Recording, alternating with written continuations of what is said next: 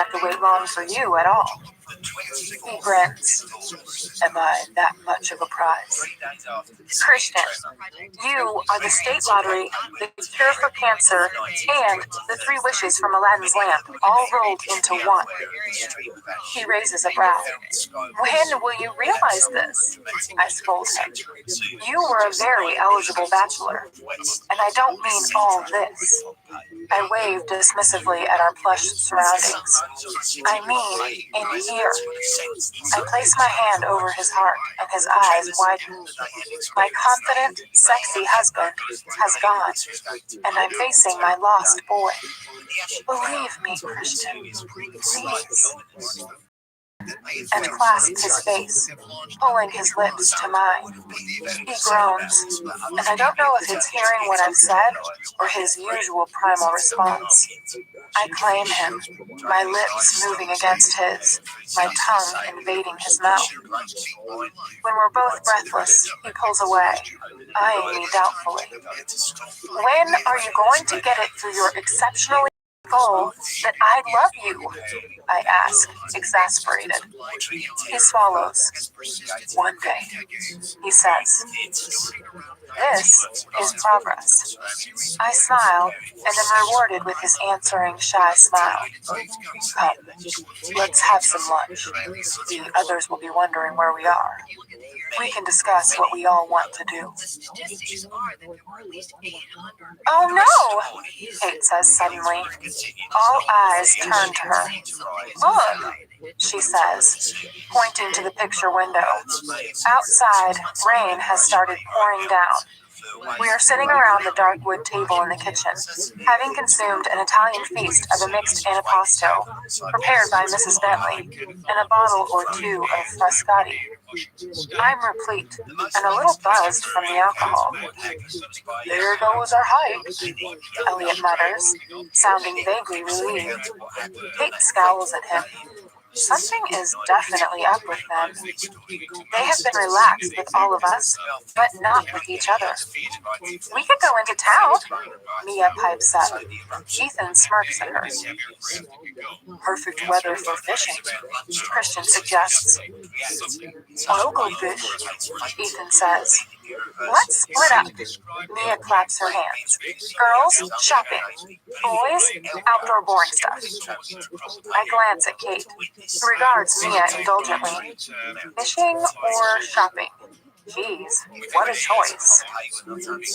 Anna, what do you want to do? Christian asks. I don't mind, I lie. Kate catches my eye and mouths, shopping. Perhaps she wants to talk. But I'm more than happy to go shopping. I smile wryly at Kate and Mia. Christian smirks. He knows I hate shopping. I can stay here with you, if you'd like, he murmurs, and something dark unfurls in my belly at his tone. No, you go fish, I answer. Christian needs boy time. Sounds like a plan, Kate says, rising from the table. Taylor will accompany you, Christian says, and it's a given, not up for discussion. We don't need babysitting, Kate retorts bluntly, direct as ever. I put my hand on Kate's arm. Kate, Taylor should come. She frowns, then shrugs, and for once in her life holds her tongue. I smile timidly at Christian. His expression remains impassive. Oh, I hope he's not mad at me. Elliot frowns. I need to pick up the battery for my watch in town. He glances quickly at Kate, and I spot his slight blush. She doesn't notice because she is pointedly ignoring him. Take the Audi, Elliot. When you come back, we can go fishing, Christian says. Yeah, Elliot mutters, but he seems distracted. Good plan. In here! Grabbing my hand, Mia hauls me into a designer boutique that's all pink silk and faux French distressed rustic furniture. Kate follows us while Taylor waits outside, sheltering under the awning from the rain. Aretha is belting out "Say a Little Prayer" over the store's hi-fi system. I love this song. I should put it on Christian's iPod. "This will look wonderful on you, Anna." Mia holds up a scrap of silver material. "Here, try it on." It's a bit short. "You'll look fantastic in it. Christian will love it." "You think?" Mia beams at me. "Anna, you have legs to die for, and if we go clubbing tonight..." She smiles, sensing an easy kill. "You'll look hot for your husband." I blink at her, slightly shocked. "We're going clubbing?" "I don't do clubbing." Kate laughs at my expression. She seems more relaxed now that she's away from Elliot. "We should throw some shapes this evening," she says. "No, try it on," Mia orders, and reluctantly I head for the changing room. While I wait for Kate and Mia to emerge from the dressing room, I stroll to the shop window and look out, unseen, across the main street. The Soul compilation continues. Dionne Warwick is singing "Walk On By," another great song, one of my mother's favorites. I glance down at the dress in my hand. Dress is perhaps an overstatement. It's backless and very short, but Mia has declared it perfect for dancing the night away. Apparently, I need shoes too, and a large, chunky necklace, which we'll source next. Rolling my eyes, I reflect once more on how lucky I am to have Caroline Acton, my own personal shopper. Through the boutique window, I'm distracted by the sight of Elliot. He has appeared on the other side of the leafy main street, climbing out of a large Audi. He dives into a store as if to duck out of the rain. Looks like a jewelry store. Maybe he's looking for that watch battery. He emerges a few minutes later and not alone, with a woman. Fuck! He's talking to Gia! What the hell is she doing here? As I watch, they hug briefly and she holds her head back, laughing animatedly at something he says. He kisses her on the cheek and then runs to the waiting car. She turns and heads down the street, and I gape after her. What was that about? I turn anxiously toward the dressing rooms, but there's still no sign of Kate or Mia. I glance at Taylor, where he's waiting outside the store. He catches my eye, then shrugs. He's witnessed Elliot's little encounter too. I blush, embarrassed to have been caught snooping. Turning back, Mia and Kate emerge, both of them laughing. Kate looks at me quizzically. "What's wrong, Anna?" she asks. "You gone cold on the dress? You look sensational in it." No. "Are you okay?" Kate's eyes widen. "I'm fine. Shall we pay?" I head to the cashier, joining Mia, who has chosen 2 skirts. "Good afternoon, ma'am." The young sales assistant, who has more gloss coating her lips than I have ever seen in one place, smiles at me. "That'll be $850. What? For this scrap of material?" I blink at her and meekly hand over my black Amex. "Mrs. Gray." Miss Lip Gloss purrs. I follow Kate and Mia in a daze for the next 2 hours, warring with myself. Should I tell Kate? My subconscious firmly shakes her head. Yes, I should tell her. No, I shouldn't. It could just have been an innocent meeting. Shit. What should I... Well, do you like the shoes, Anna? Mia has her fists on her hips. Yeah, sure. I end up with a pair of unfeasibly high Manolo Blahniks with straps that look like they were made from mirrors. They match the dress perfectly and set Christian back just over $1,000. I'm luckier with the long silver chain that Kate insists I buy. It's a bargain at $84. Getting used to having money? Kate asks, not unkindly, as we walk back to the car. Mia has skipped ahead. You know this isn't me, Kate. I'm kind of uncomfortable about all this, but I'm reliably informed it's part of the package. I purse my lips at her, and she puts her arm around me. You'll get used to it, Anna, she says sympathetically. You'll look great. Hey, how are you and Elliot getting along? I asked. Her wide blue eyes dart to mine. Oh no. She shakes her head. I don't want to talk about it now. She nods toward Mia. But things are... She doesn't finish her sentence. This is unlike my tenacious Kate. Shit. I knew something was up. Do I tell her what I saw? What did I see? Elliot and this well-groomed sexual predator talking, hugging, and that kiss on the cheek.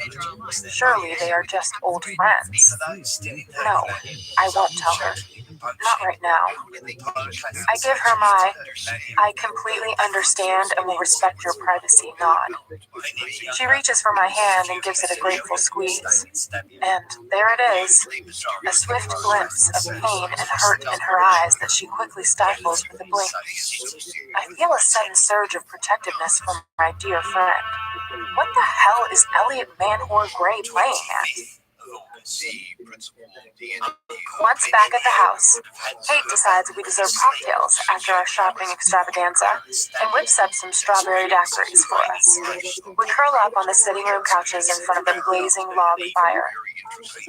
Elliot has just been a little distant lately, Kate murmurs, gazing into the flames. Kate and I finally have a moment to ourselves as Mia puts away her purchases. Oh? And I think I'm in trouble for getting you into trouble. You heard about that? Yes. Christian called Elliot. Elliot called me. I roll my eyes. Oh, 50-50-50. I'm sorry. Christian is protective. You haven't seen Elliot since the cocktail gate? No. Oh, I really like him, Anna, she whispers. And for one dreadful minute, I think she's going to cry. This is not like Kate. Does this mean the return of the pink pajamas? She turns to me. I've fallen in love with him. At first, I thought it was just the great sex. But he's charming and kind and warm and funny. I could see us growing old together. You know, kids, grandkids, the works. You're happily ever after, I whisper. She nods sadly. Maybe you should talk to him. Try to find some alone time here.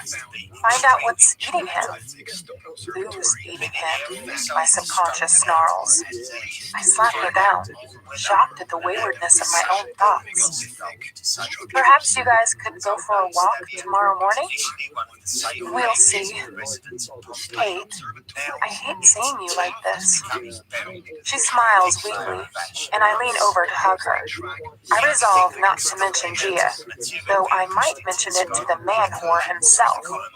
How could he mess with my friend's affections like this? Mia returns, and we move on to safer territory. The fire hisses and spits sparks onto the hearth as I feed it the last log. We're almost out of wood. Even though it's summer, the fire is very welcome on this wet day. Mia, do you know where the wood for the fire is kept? I ask as she sips her daiquiri. I think it's in the garage. I'll go find some. It'll give me an opportunity to explore. The rain has eased off when I venture outside and head to the 3-car garage adjoining the house. The side door is unlocked and I enter, switching on the light to fight the gloom. The fluorescent strips ping noisily to life. There's a car in the garage, and I realize it's the Audi I saw Elliot in this afternoon. There are also 2 snowmobiles, but what really grabs my attention are the 2 trail bikes, both 125cc. Memories of Ethan bravely endeavoring to teach me how to ride last summer flashed through my mind. Unconsciously, I rub my arm where I badly bruised it in a fall. You ride? Elliot asks from behind me. I whirl around. You're back. It would appear so. He grins, and I realize that Christian might say the same thing to me, but without the huge, heart-melting grin.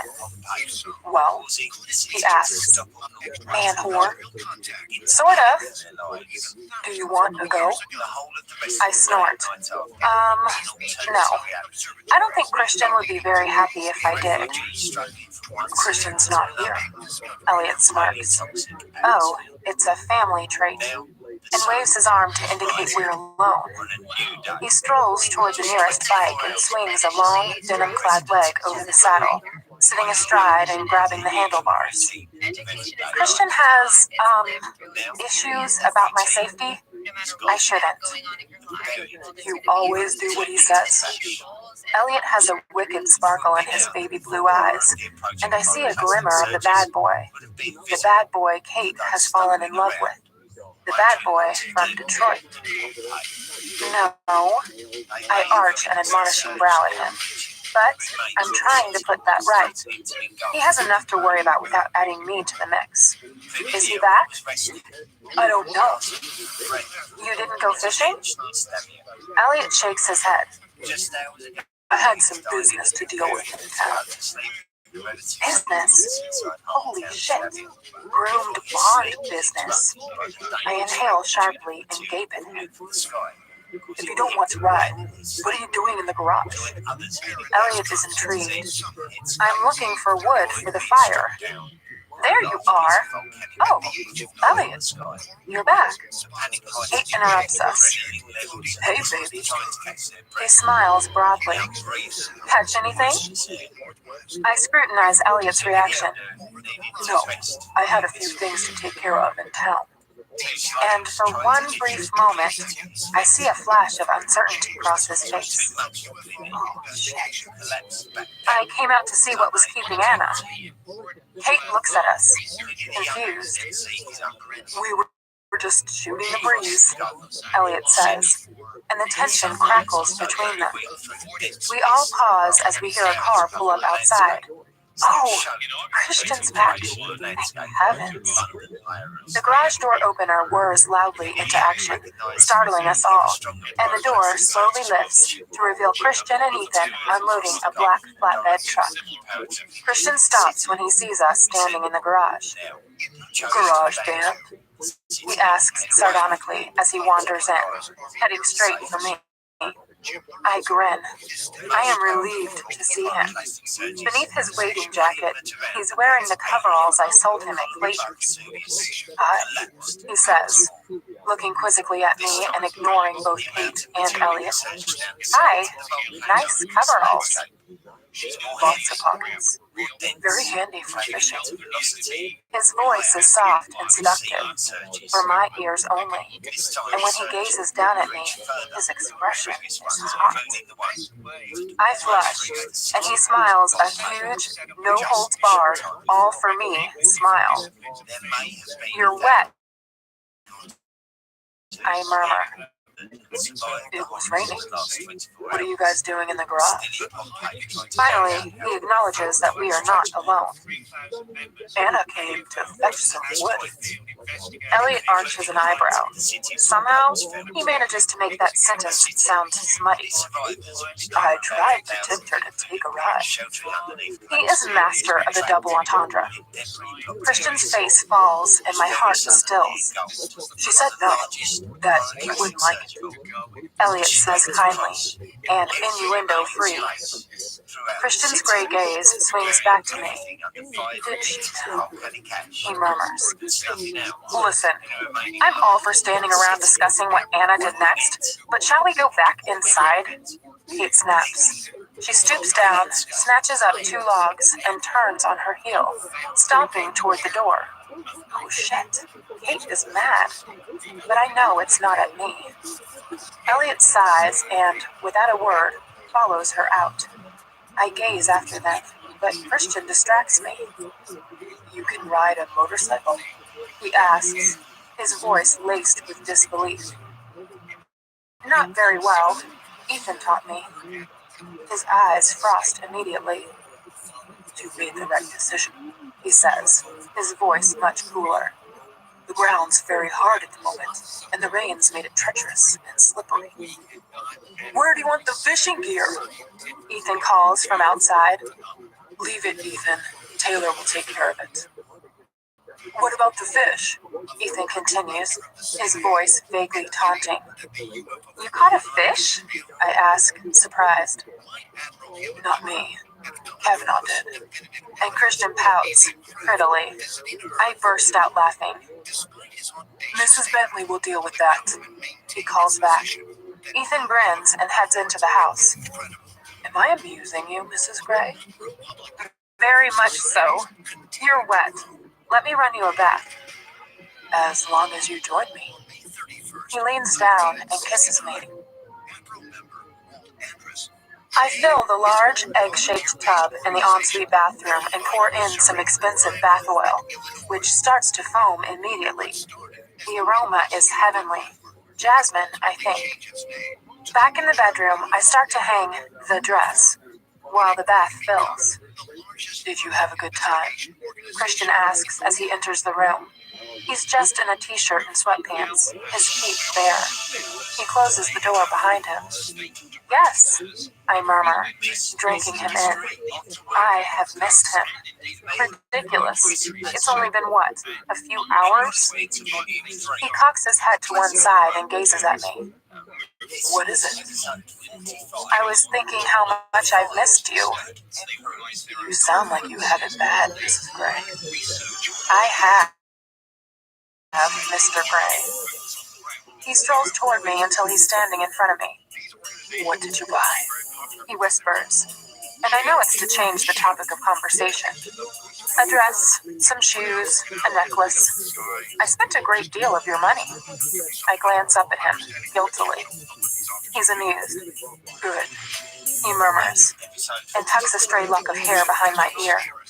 And for the billionth time, our money. He tugs my chin, releasing my lip from my teeth, and runs his index finger down the front of my t-shirt, down my sternum, between my breasts, down my stomach, and over my belly to the hip. You won't be needing this in the bath, he whispers, and gripping the hem of my t-shirt in both hands, slowly pulls it up. Lift your arms. I comply, not taking my eyes off his, and he drops my t-shirt on the floor. I thought we were just having a bath. My pulse quickens. I want to make you good and dirty first. I've missed you too. He leans down and kisses me. Shit! The water! I struggle to sit up, all post-orgasmic and dazed. Christian doesn't release me. Christian! The bath! I gaze down at him from my prone position across his chest. He laughs. Relax. It's a wet room. He rolls over and kisses me quickly. I'll switch off the faucet. He climbs gracefully off the bed and strolls into the bathroom. My eyes greedily follow him all the way. My husband, naked and soon to be wet. I bound out of bed. We sit at opposite ends of the bath, which is very full. So full that whenever we move, water laps over the side and splashes to the floor. It's very decadent. Even more decadent is Christian washing my feet, massaging the soles, pulling gently on my toes. He kisses each one and gently bites my little toe. Ah! I feel it there, in my groin. Like that. He breathes. I mumble incoherently. He starts massaging again. Oh, this feels good. I close my eyes. I saw Gia in town, I murmur. Really? I think she has a place here, he says dismissively. He's not interested in the slightest. She was with Elliot. Christian stops massaging. That got his attention. When I open my eyes, His head is inclined to one side, like he doesn't understand. What do you mean, with Elliot? He asks, perplexed rather than concerned. I explain what I saw. Anna, they're just friends. I think Elliot is pretty stuck on Kate. He pauses, then adds more quietly. In fact, I know he's pretty stuck on her. And he gives me his, I have no idea why, look. Kate is gorgeous! I bristle, championing my friend. He snorts. Still glad it was you who fell into my office. He kisses my big toe, releases my left foot, and picks up my right before beginning the massage process again. His fingers are so strong and supple. I relax again. I do not want to fight about Kate. I close my eyes and let his fingers work their magic on my feet. I gaze at myself in the full-length mirror, not recognizing the vixen that stares back at me. Kate has gone all out and played Barbie with me this evening, styling my hair and makeup. My hair is full and straight, my eyes ringed with kohl, my lips scarlet red. I look hot. I'm all legs, especially in the high-heeled Manolos, and my indecently short dress. I need Christian to approve, though I have a horrible feeling he won't like so much of my flesh exposed. In view of our entente cordiale, I decide I should ask him. I pick up my BlackBerry. From Anastasia Gray. Subject: does my butt look big in this? Date: August 27th, 2011, 18:53, Mountain Standard Time. To Christian Gray. Mr. Gray, I need your sartorial advice. Yours, Mrs. G. X. From Christian Gray. Subject: Peachy. Date: August 27th, 2011, 18:55, Mountain Standard Time. To Anastasia Gray. Mrs. Gray, I seriously doubt it, but I will come and give your butt a thorough examination, just to make sure. Yours in anticipation, Mr. G. X. Christian Gray, CEO, Gray Enterprises Holdings and Butt Inspectorate, Inc. Read his email, the bedroom door opens, and Christian freezes on the threshold. His mouth pops open and his eyes widen. Holy crap, this could go either way. Well, I whisper, Anna, you look, wow. You like it? Yes, I guess so. He's a little hoarse. Slowly, he steps into the room and closes the door. He's wearing black jeans and a white shirt, but with a black jacket. He looks divine. He stalks slowly toward me, but as soon as he reaches me, he puts his hands on my shoulders and turns me around to face the full-length mirror, while he's behind me. My gaze finds his in the glass. Then he glances down, fascinated by my naked back. His finger glides down my spine and reaches the edge of my dress at the small of my back, where pale flesh meets silver cloth. This is very revealing, he murmurs. His hand skims lower, over my backside and down to my naked thigh. He pauses, gray eyes burning intently into blue. Then slowly he trails his fingers back up to the hem of my skirt. Watching his long fingers move lightly, teasingly across my skin, feeling the tingles they leave in their wake, my mouth forms a perfect O. It's not far from here. He touches the hem, then moves his fingers higher. To here, he whispers. I gasp as fingers stroke my sex, moving tantalizingly over my panties, feeling me, teasing me. And your point is? I whisper. My point is, it's not far from here. His fingers glide over my panties, then one is inside against my soft, dampened flesh. to here, and then to here. He slips a finger inside me. I gasp and make a soft mewling sound. This is mine, he murmurs in my ear. Closing his eyes, he moves his finger slowly in and out of me. I don't want anyone else to see this. My breath stutters, my panting matching the rhythm of his finger. Watching him in the mirror, doing this, it's beyond erotic. So, be a good girl and don't bend down, and you should be fine. You approve? I whisper. No, but I'm not going to stop you from wearing it. You look stunning, Anastasia. Abruptly, he withdraws his finger, leaving me wanting more, and he moves around to face me. He places the tip of his invading finger on my lower lip. Instinctively, I pucker my lips and kiss it, and I'm rewarded with a wicked grin. He puts his finger in his mouth, and his expression informs me that I taste good. Real good. I flush. Will it always shock me when he does that? He my hand. Come, he orders softly. I want to retort that I was about to, but in light of what happened in the playroom yesterday, I decide against it.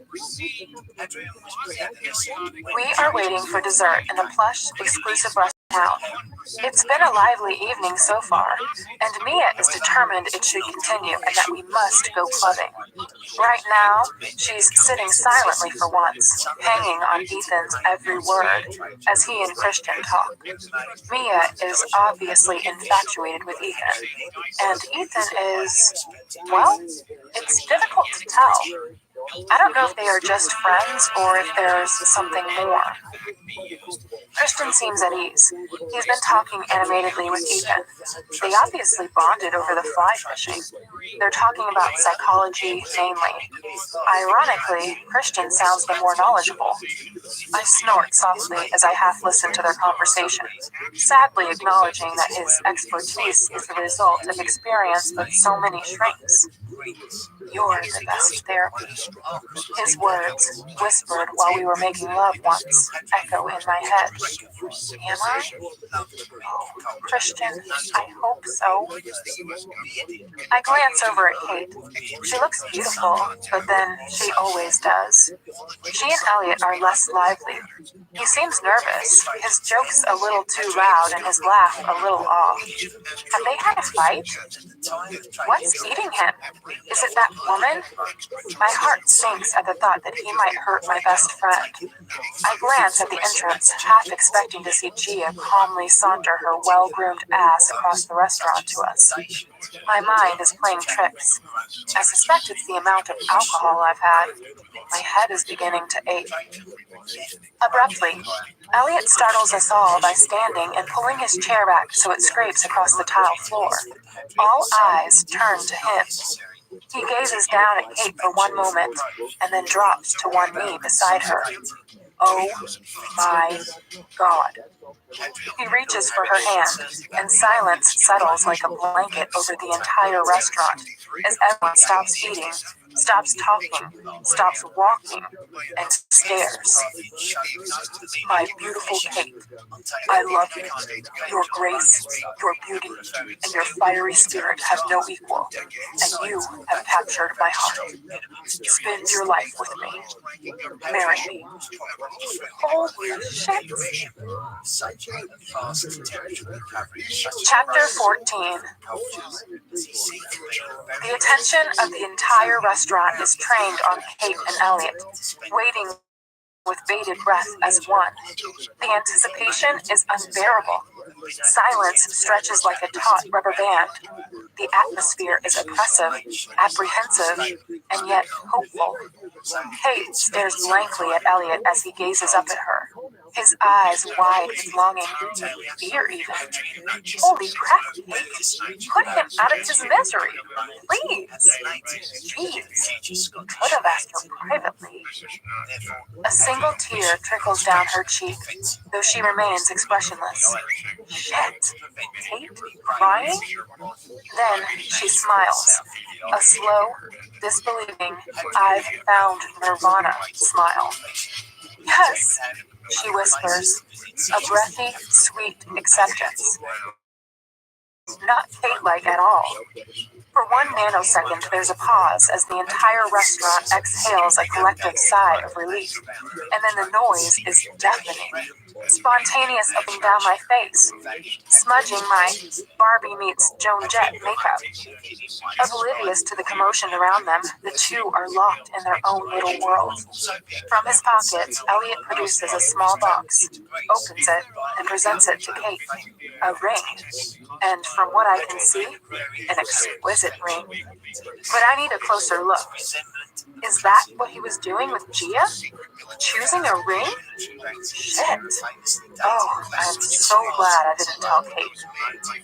Kate looks from the ring to Elliot, then throws her arms around his neck. They kiss, remarkably chaste for them, and the crowd goes wild. Elliot stands and acknowledges the approbation with a surprisingly graceful bow, and then, wearing a huge, self-satisfied grin, sits back down. I can't take my eyes off them. Taking the ring out of its box, Elliot gently slides it onto Kate's finger, and they kiss once more. Christian squeezes my hand. I didn't realize I'd been gripping his so tightly. I release him, a little embarrassed, and he shakes his hand, mouthing, "Ow! Sorry, did you know about this?" I whisper. Christian smiles, and I know that he did. He summons the waiter. 2 bottles of the Cristal, please. The 2002, if you have it. I smirk at him. What? He asks.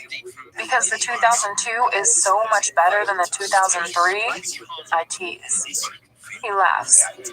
To the discerning palate, Anastasia. You have a very discerning palate, Mr. Gray, and singular tastes. I smile. That I do, Mrs. Gray. He leans in close.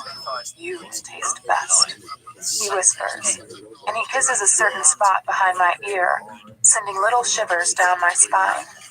I blush scarlet and fondly remember his earlier demonstration of the quite literal shortcomings of my dress.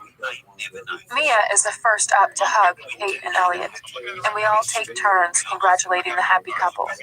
I clutch Kate in a fierce hug. See? He was just worried about his proposal, I whisper. Oh, Anna! She giggles, sobs. Kate, I am so happy for you. Congratulations. Christian is behind me. He shakes Elliot's hand, then, surprising both Elliot and me, pulls him into a hug. I can only just catch what he says. Way to go, Elliot, he murmurs. Elliot says nothing, for once stunned into silence, then warmly returns his brother's hug. Elliot? Thanks, Christian. Elliot chokes out. Christian gives Kate a brief, if awkward, almost arm's-length hug. I know that Christian's attitude toward Kate is tolerant, at best, and ambivalent most of the time. So this is progress. Releasing her, he says, so quietly only she and I can hear, I hope you are as happy in your marriage as I am in mine. Thank you, Christian. I hope so too, she says graciously. The waiter has returned with the champagne, which he proceeds to open with an understated flourish. Christian holds his champagne flute aloft. To Kate and my dear brother Elliot, congratulations. We all sit, well, I glove. Cristal tastes so good. And I'm reminded of the first time I drank it at Christian's club, and later, our eventful elevator journey to the first floor. Christian frowns at me. What are you thinking about? He whispers. The first time I drank this champagne. His frown becomes more quizzical. We were at your club, I prompt. He grins. Oh yes, I remember. He winks at me. Elliot, have you set a date? Mia pipes up. Elliot gives his sister an exasperated stare. I've only just asked Kate, so we'll get back to you on that, Kate. Oh, make it a Christmas wedding? That would be so romantic, and you'd have no trouble remembering your anniversary. Mia claps her hands. I'll take that under advisement. Elliot smirks at her. After the champagne, can we please go clubbing? Mia turns and gives Christian her biggest brown-eyed look. I think we should ask Elliot and Kate what they'd like to do. As one, we turn expectantly to them. Elliot shrugs and Kate turns puce. Her carnal intent toward her fiancé is so clear, I nearly spit $400 champagne all over the table.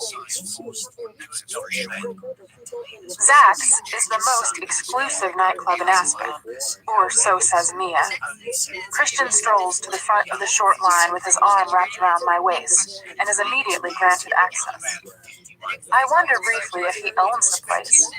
I glance at my watch, 11:30 in the evening, and I'm feeling fuzzy.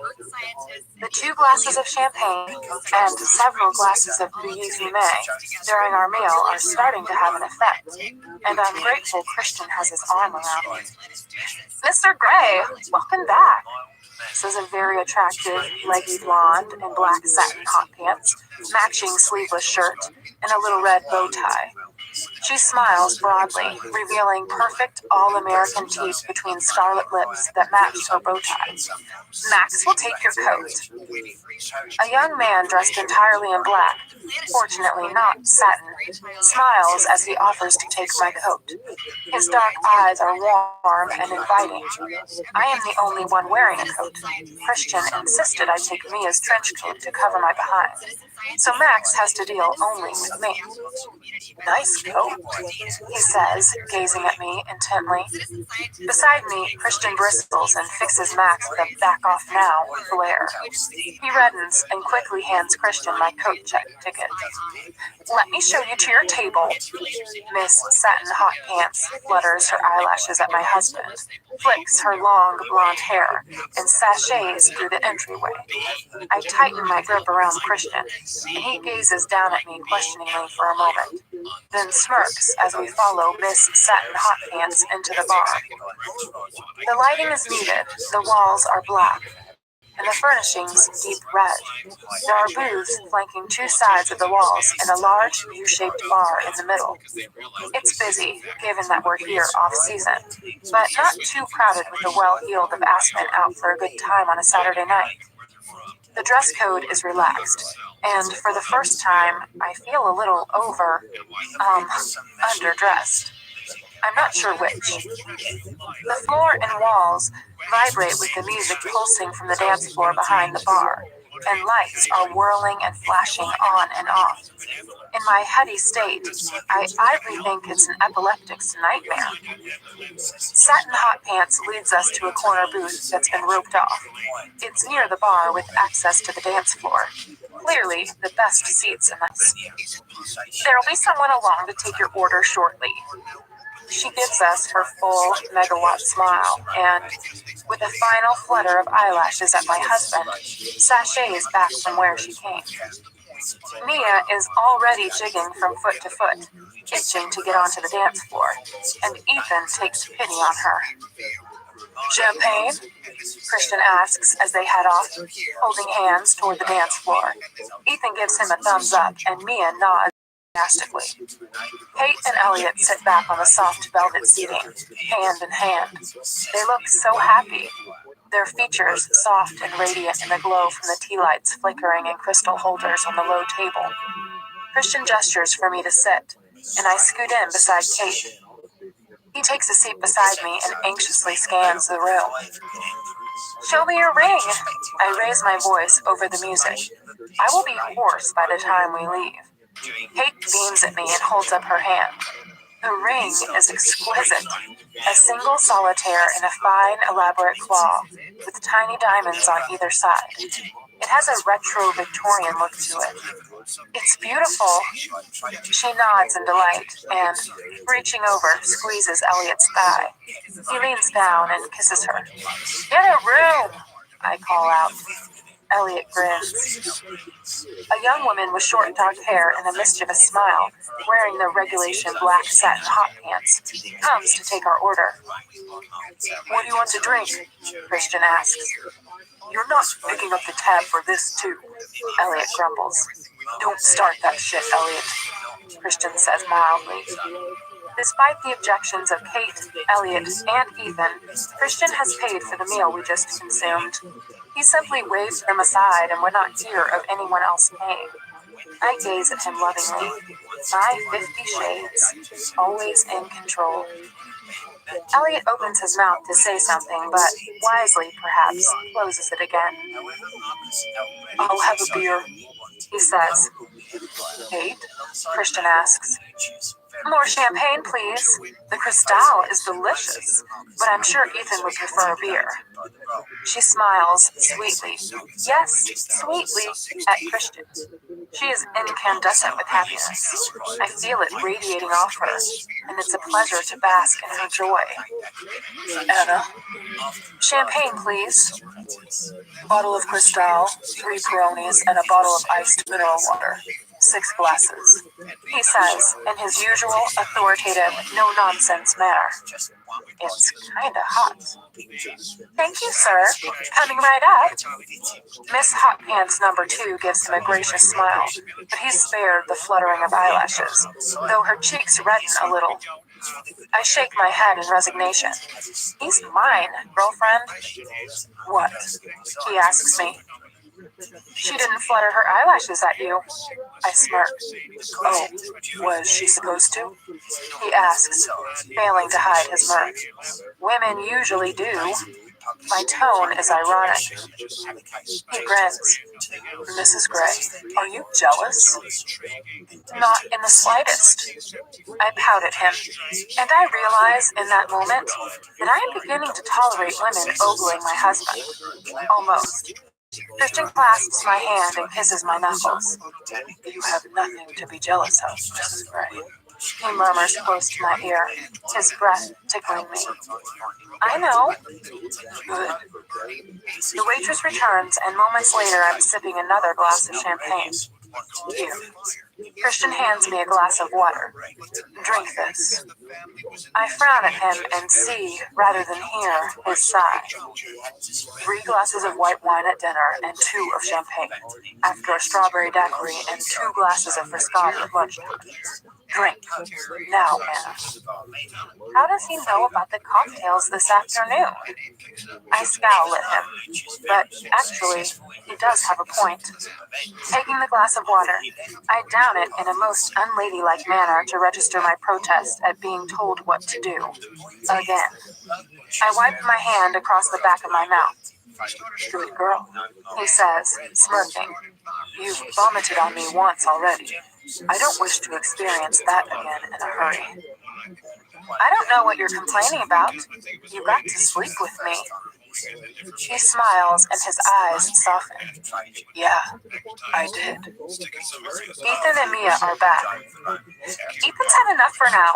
Come on, girls. Let's hit the floor. Strike a pose. Throw some shapes. Work off the calories from the chocolate mousse. Kate stands immediately. Coming? She asks Elliot.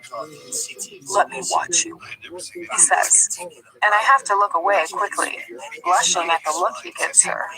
She grins as I stand. I'm going to burn some calories, I say, and leaning down, I whisper in Christian's ear, You can watch me. Don't bend over, he growls. Okay. I stand abruptly. Whoa, head rush, and I clutch Christian's shoulder as the room shifts and tilts a little.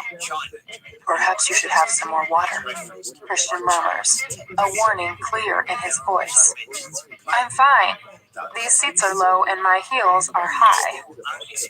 Kate takes my hand, and taking a deep breath, I follow her and Mia, perfectly poised, onto the dance floor. The music is pulsing, a techno beat with a thumping bass line. The dance floor isn't crowded, which means we have some space. The mix is eclectic, young and old alike, dancing the night away. I have never been a good dancer. In fact, it's only since I've been with Christian that I dance at all. Kate hugs me. I'm so happy, she shouts over the music, and she starts to dance. Mia is doing what Mia does, grinning at the pair of us, throwing herself around. Geez, she's taking up a lot of room on the dance floor. I glance back toward the table. Our men are watching us. I start to move. It's a pulsing rhythm. I close my eyes and surrender to it. I open my eyes to find the dance floor filling up. Kate, Mia, and I are forced closer together. And to my surprise, I find I'm actually enjoying myself. I begin to move a little more, bravely. Kate gives me 2 thumbs up, and I beam back at her. I close my eyes. Why did I spend the first 20 years of my life not doing this? I chose reading over dancing. Jane Austen didn't have great music to move to, and Thomas Hardy, geez, he'd have felt guilty as sin that he wasn't dancing with his first wife. I giggle at the thought. It's Christian. He has given me this confidence in my body and how I can move it. Suddenly, there are 2 hands on my hips. I grin. Christian has joined me. I wiggle. His hands move to my behind and squeeze him back to my hips. I open my eyes and Mia is gaping at me in horror. Shit! Am I that bad? I reach down to hold Christian's hands. They're hairy. Fuck! They're not his! I whirl around, and towering over me is a blonde giant with more teeth than is natural and a leering smile to showcase them. Get your hands off me! I scream over the pounding music, apoplectic with rage. Come on, sugar. It's just some fun. He smiles, holding his ape-like hands up, his blue eyes gleaming under the pulsing ultraviolet lights. Before I know what I'm doing, I slap him hard across the face. Ow! Shit! My hand! It stings. Get away from me! I shout. He gazes down at me, cupping his red cheek. I thrust my uninjured hand in front of his face, spreading my fingers to show him my rings. I'm married, you asshole! He shrugs rather arrogantly and gives me a half-hearted apologetic smile. I glance around frantically. Mia is at my right, glaring at blonde giant. Kate is lost in the moment doing her thing. Christian is not at the table. Oh, I hope he's gone to the restroom. I step back into a front I know well. Oh, shit. Christian puts his arm around my waist and moves me to his side. Keep your fucking hands off my wife, he says. He's not shouting, but somehow he can be heard over the music. Holy shit. She can take care of herself. Blonde giant shouts. His hand moves from his cheek where I've slapped him, and Christian hits him. It's like I'm watching it in slow motion. A perfectly timed punch to the chin that moves at such speed, but with so little wasted energy. Blonde giant doesn't see it coming. He crumples to the floor like the scumbag he is. Fuck. Christian, no! I gasp in panic, standing in front of him to hold him back. Shit, he'll kill him. I already hit him. I shout over the music.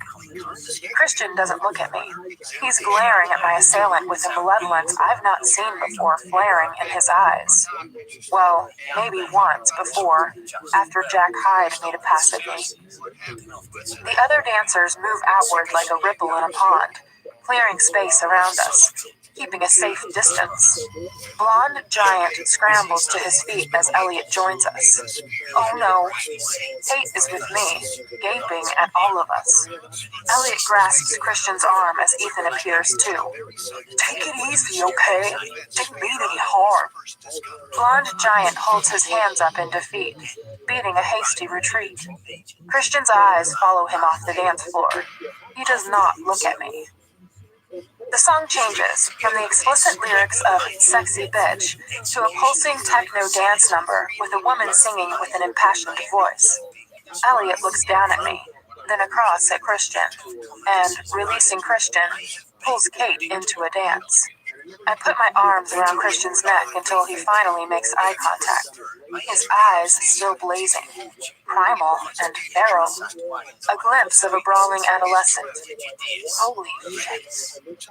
He scrutinizes my face. Are you okay? He asks finally. Yes. I rub my palm, trying to dispel the sting, and bring my hands down to his chest. My hand is throbbing.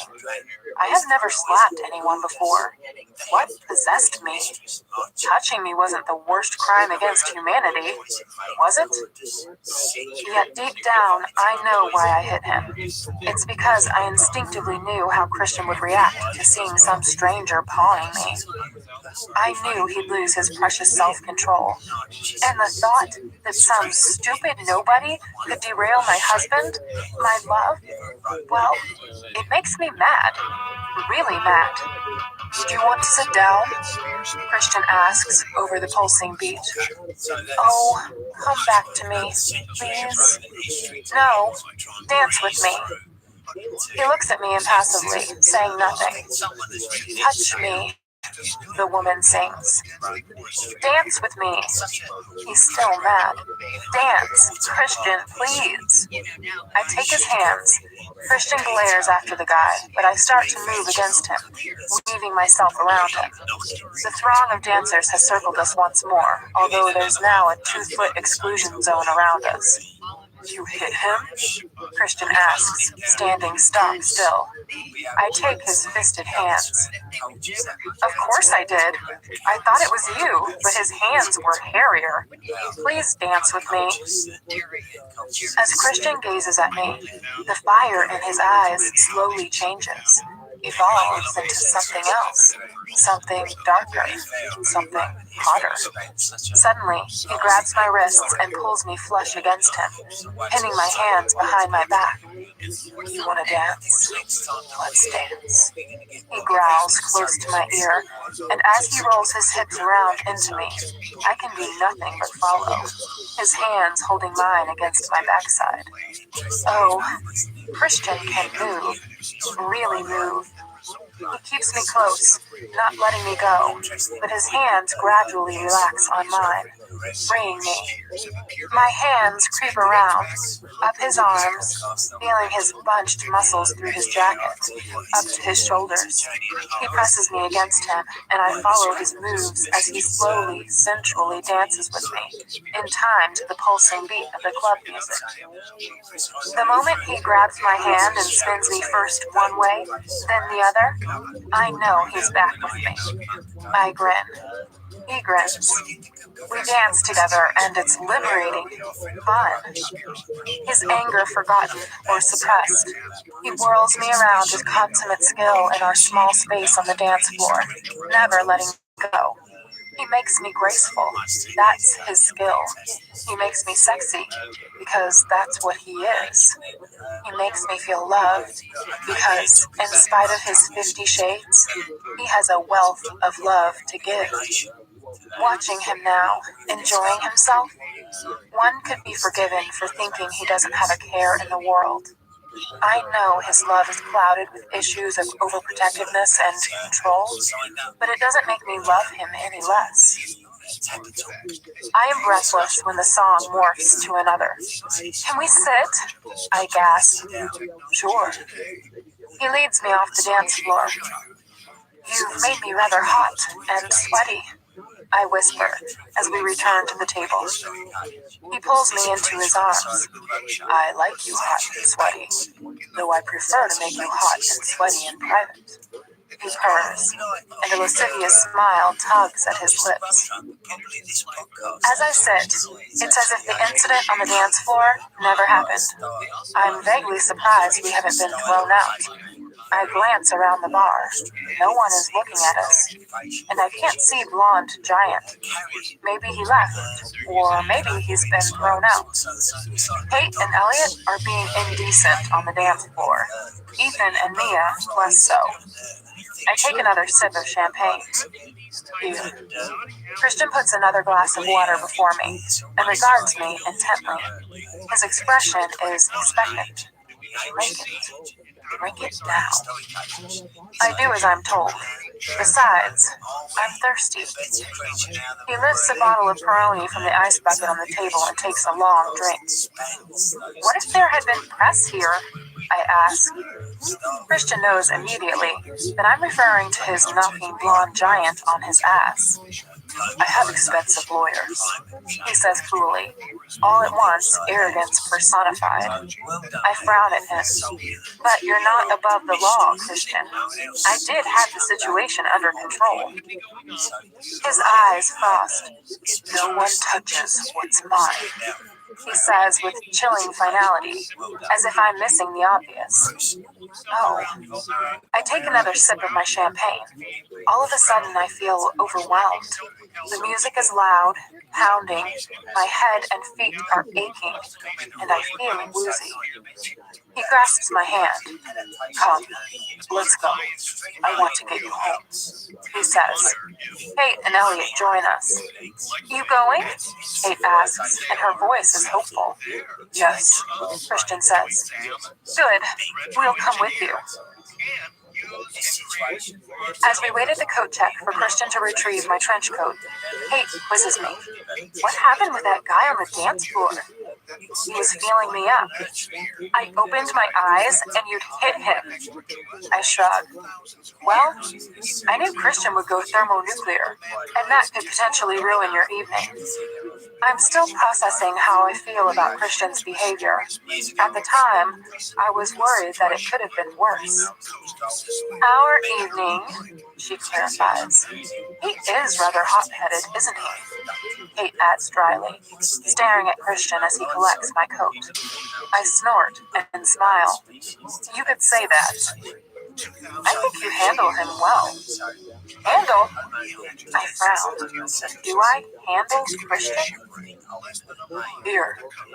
Christian holds my coat open for me so that I can put it on. Wake up, Anna. Christian is shaking me gently. We've arrived back at the house. Reluctantly, I open my eyes and stagger from the minivan. Kate and Elliot have disappeared, and Taylor is standing patiently beside the vehicle. Do I need to carry you? Christian asks. I shake my head. I'll fetch Miss Gray and Mr. Cavanaugh, Taylor says. Christian nods, then leads me to the front door. My feet are throbbing, and I stumble after him. At the front door, he bends down, grasps my ankle, and gently pries off first one shoe, then the other. Oh, the relief. He straightens and gazes down at me, holding my Manolos. Better, he asks, amused. I nod. I had delightful visions of these around my ears, he murmurs, staring down wistfully at my shoes. He shakes his head and, taking my hand once more, leads me through the darkened house and up the stairs to our bedroom. You're wrecked, aren't you? He says softly, staring down at me. I nod. He starts to unbuckle the belt on my trench coat. I'll do it, I mutter, making a half-hearted attempt to brush him off. Let me. I sigh. I had no idea I was this tired. It's the altitude. You're not used to it. And the drinking, of course. He smirks, divests me of my coat, and throws it on one of the bedroom chairs. Taking my hand, he leads me into the bathroom. Why are we going in here? Sit, he says. I sit on the chair and close my eyes. I hear him as he messes around with bottles on the vanity unit. I am too tired to open my eyes to find out what he's doing. A moment later, he tips my head back, and I open my eyes in surprise. Eyes closed. Christian says, "Holy crap, he's holding a cotton ball." Gently, he wipes it over my right eye. I sit stunned as he methodically removes my makeup. "Ah, there's the woman I married," he says after a few wipes. "You don't like makeup?" "I like it well enough, but I prefer what's beneath." He kisses my forehead. "Here, take these." He puts some Advil into my palm and hands me a glass of water. I look and pout. "Take them," he orders.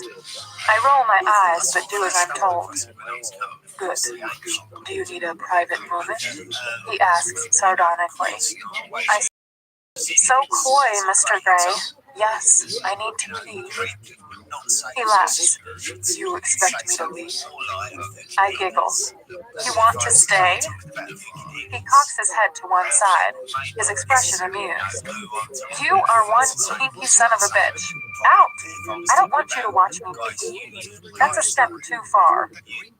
I stand and wave him out of the bathroom. When I emerge from the bathroom, he's changed into his pajama bottoms. Christian in PJs. Mesmerized, I gaze at his abdomen, his muscles, and his happy trail. It's distracting. He strides over to me. "Enjoying the view?" he asks wryly. "Always." "I think you're slightly drunk, Mrs. Gray." I think, for once, I have to agree with you, Mr. Gray. "Let me help you out of what little there is of this dress. It really should come with a health warning." He turns me around and undoes the single button at the neck. "You're so mad," I murmur. "Yes, I was." "At me?" "No, not at you." He kisses my shoulder. "For once." I smile. "Not mad at me. This is progress. Makes a nice change." "Yes, it does." He kisses my other shoulder, then tugs my dress down over my backside and onto the floor. He removes my panties at the same time, leaving me naked. Reaching up, he takes my hand. "Step," he commands, and I step out of the dress, holding his hand for balance. He stands and tosses my dress and panties onto the chair with me as trench coat. "Arms up," he says softly. He slips his t-shirt over my head and pulls it down, covering me up. I am ready for bed. He pulls me into his arms and kisses me, my minty breath mingling with his. "As much as I'd love to bury myself in you, Mrs. Gray, you've had too much to drink. You're at nearly 8,000 feet, and you didn't sleep well last night. Come, get into bed." He pulls back the duvet, and I climb in. He covers me up and kisses my forehead once more. "Close your eyes. When I come back to bed, I'll expect you to be asleep." It's a threat, a command. It's Christian. "Don't go," I plead. "I have some calls to make, Anna." "It's Saturday. It's late. Please." He runs his hands through his hair. "Anna, if I come to bed with you now, you won't get any rest. Sleep." He's adamant. I close my eyes and his lips brush my forehead once more. "Good night, baby." He breathes. Images of the day flash through my mind. Christian hauling me over his shoulder in the plane, his anxiety as to whether or not I'd like the house, making love this afternoon. The bad. His reaction to my dress. Deafening blonde giant. My palm tingles at the memory. And then Christian putting me to bed. Who would have thought? I grin widely, the word progress running around my brain as I drift. Chapter 15. I am too warm. Christian warm. His head is on my shoulder, and he's breathing softly on my neck while he sleeps. His legs threaded through mine, his arm around my waist. I linger on the edge of consciousness, aware that if I wake fully, I'll wake him too, and he doesn't sleep enough. Hazily, my mind wanders through the events of yesterday evening. I drank too much. Boy, did I drink too much. I'm amazed Christian let me.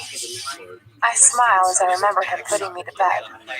That was sweet, real sweet, and unexpected. I conduct a quick mental inventory of how I'm feeling. Stomach? Fine. Head? Surprisingly fine, but fuzzy. My palm is still red from last night.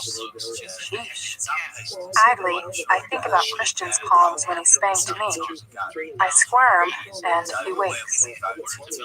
What's wrong? Sleepy gray eyes search mine. Nothing. Good morning. I run the fingers of my uninjured hand through his hair. Mrs. Gray, you look lovely this morning, he says, kissing my cheek, and I light up from within. Thank you for taking care of me last night. I like taking care of you. It's what I want to do, he says quietly, but his eyes betray him as triumph flares in their gray depths. It's like he's won the World Series or the Super Bowl. Oh my. You make me feel cherished. That's because you are, he murmurs, and my heart clenches. He clasps my hand and I wince. He releases me immediately, alarmed. The punch? He asks. His eyes frost as he scrutinizes mine, and his voice is laced with sudden anger. I slapped him. I didn't punch him. That fucker. I thought we dealt with this last night. I can't bear that he touched you. He didn't hurt me. He was just inappropriate. Christian, I'm okay. My hand's a little red, that's all. Surely you know what that's like. I smirk and his expression changes to one of amused surprise. Why, Mrs. Gray, I am very familiar with that. His lips twist in amusement. I could reacquaint myself with that feeling this minute, should you so wish. Oh, stow your twitching palm, Mr. Gray. I stroke his face with my injured hand, my fingers caressing his sideburn. Gently, I tug the little hairs. It distracts him, and he takes my hand and plants a tender kiss in my palm. Miraculously, the pain disappears. Why didn't you tell me this hurt last night? I didn't really feel it last night. It's okay now. His eyes soften and his mouth twists. How are you feeling? Better than I deserve. That's quite a right arm you have there, Mrs. Gray. You do well to remember that, Mr. Gray. Oh, really? He rolls suddenly so that he's fully on top of me, pressing me into the mattress, holding my wrists above my head. He gazes down at me. I'd fight you any day, Mrs. Gray. In fact, subduing you in bed is a fantasy of mine. He kisses my throat. What? I thought you subdued me all the time. I gasp as he nibbles my earlobe.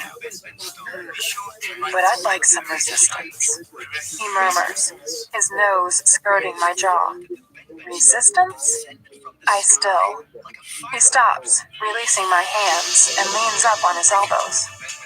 You want me to fight you? Here? I whisper, trying to contain my surprise. Okay, my shock. He nods, his eyes hooded but wary as he gauges my reaction. Now? He shrugs, and I see the idea flit through his mind. He gives me his shy smile and nods again, slowly. Oh my. He's tense, lying on top of me, and his growing erection is digging tantalizingly into my soft, willing flesh, distracting me. What's this about? Brawling? Fantasy? Will he hurt me? My inner goddess shakes her head. Never. Is this what you meant about coming to bed angry? He nods once more, his eyes still wary. My 50 wants to rumble. Don't bite your lip, he warns. Compliantly, I release my lip. I think you have me at a disadvantage, Mr. Gray. I bat my lashes and squirm provocatively beneath him. This could be fun. Disadvantage? Surely you've already got me where you want me. He smirks and presses his groin into mine once more. Good point, well made, Mrs. Gray. He whispers, and quickly kisses my lips. Abruptly, he shifts and takes me with him, rolling over so I'm straddling him. I grab his hands, pinning them to the side of his head, and ignore the protesting ache from my hand. My hair falls in a chestnut veil around us, and I move my head so that the strands tickle his face. He jerks his face away but doesn't try to stop me. So, you want to play rough? I ask, skimming my crotch over his. His mouth opens and he inhales sharply. Yes. He hisses, and I release him. Wait. I reach over for the glass of water beside the bed. Christian must have left it here. It's cool and sparkling. Too cool to have been sitting here for long, and I wonder when he came to bed. As I take a long draught, Christian trails his fingers in small circles up my thighs, leaving tingling skin in their wake before he cups and squeezes my naked behind. Taking a leaf from his impressive repertoire, I lean forward and kiss him, pouring clear, cool water into his mouth. He drinks. Very tasty, Mrs. Gray. He murmurs, sporting a boyish and playful grin. After placing the glass back on the bedside table, I remove his hands from my backside and pin them by his head once more. So, I'm supposed to be unwilling? I smirk. Yes. I'm not much of an actress. He grins. Right. I lean down and kiss him chastely. Okay, I'll play. I whisper, trailing my teeth along his jaw, feeling his prickly stubble beneath my teeth and my tongue. Christian makes a low, sexy sound in his throat and moves, tossing me onto the bed beside him. I cry out in surprise. Then he's on top of me, and I start to struggle as he makes a grab for my hands. Roughly, I place my hands on his chest, pushing with all my might, trying to move him, while he endeavors to pry my legs apart with his knee. I continue pushing at his chest. Jeez, he's heavy. But he doesn't flinch, doesn't freeze as he once might have. He's enjoying this. He attempts to grab my wrists and finally captures one, despite my valiant attempts to twist it free. It's my sore hand, so I surrender it to him. But I grab his hair with my other hand and pull hard. Ah! He yanks his head free and gazes down at me, his eyes wild and carnal. Savage, he whispers, his voice laced with salacious delight. In response to this one whispered word, my libido explodes, and I stop acting. Again, I struggle in vain to wrest my hand out of his hold. At the same time, I try to hook my ankles together and attempt to buck him off me. He's too heavy. Ah, it's frustrating and hot. With a groan, Christian captures my other hand. He holds both my wrists in his left hand, and his right travels leisurely, insolently, almost, down my body, fondling and feeling as it goes, tweaking my nipple on the way. I yelped in response, pleasure spiking short, sharp, and hot, from my nipple to my groin. I make another fruitless attempt to buck him off, but he's just too on me. When he tries to kiss me, I jerk my head to the side so he can't. Promptly, his insolent hand moves from the hem of my t-shirt up to my chin, holding me in place as he runs his teeth along my jaw, mirroring what I did to him earlier. "Oh, baby, bite me," he murmurs. I twist and writhe, trying to free myself from his merciless hold, but it's hopeless. He's much stronger than me. He's gently biting at my lower lip as his tongue tries to invade my mouth. And I realize I don't want to resist him. I want him now, like I always do. I stop fighting and fervently return his kiss. I don't care that I haven't brushed my teeth. I don't care that we're supposed to be playing some game. Desire, hot and hard, surges through my bloodstream, and I'm lost. Unhooking my ankles, I wrap my legs around his hips and use my heels to push his pajamas down over his behind. "Anna," he breathes, and kisses me everywhere. And we're no longer wrestling, but all hands and tongues and touch and taste, quick and urgent. "Skin," he murmurs hoarsely, his breathing labored. He drags me up and tugs off my t-shirt in one swift move. "You," I whisper while I'm upright, because it's all I can think of to say. I seize the front of his pajamas and yank them down, freeing his erection. I grab and squeeze him. He's hard. The air whistles through his teeth as he inhales sharply, and I revel in his response. "Ugh," he murmurs. He leans back, lifting my thighs, tipping me down onto the bed as I pull and squeeze him tightly, running my hand up and down him. Feeling a bead of moisture on his tip, I swirl it around with my thumb. As he lowers me to the mattress, I slip my thumb in my mouth to taste him, while his hands travel up my body, caressing my hips, my stomach, my breasts. "Tastes good?" he asks as he hovers over me, eyes blazing. "Yes, here." I push my thumb into his mouth and he sucks and bites the pad. I groan, grasp his head, and pull him down to me so I can kiss him. Wrapping my legs around him, I push his pajamas off his legs with my feet, then cradle him with my legs around his waist. His lips trail from across my jaw to my chin, nipping softly. "You're so beautiful." He dips his head lower to the base of my throat. "Such beautiful skin." His breath is soft as his lips glide down to my breasts. What? I am panting, confused, wanting, now waiting.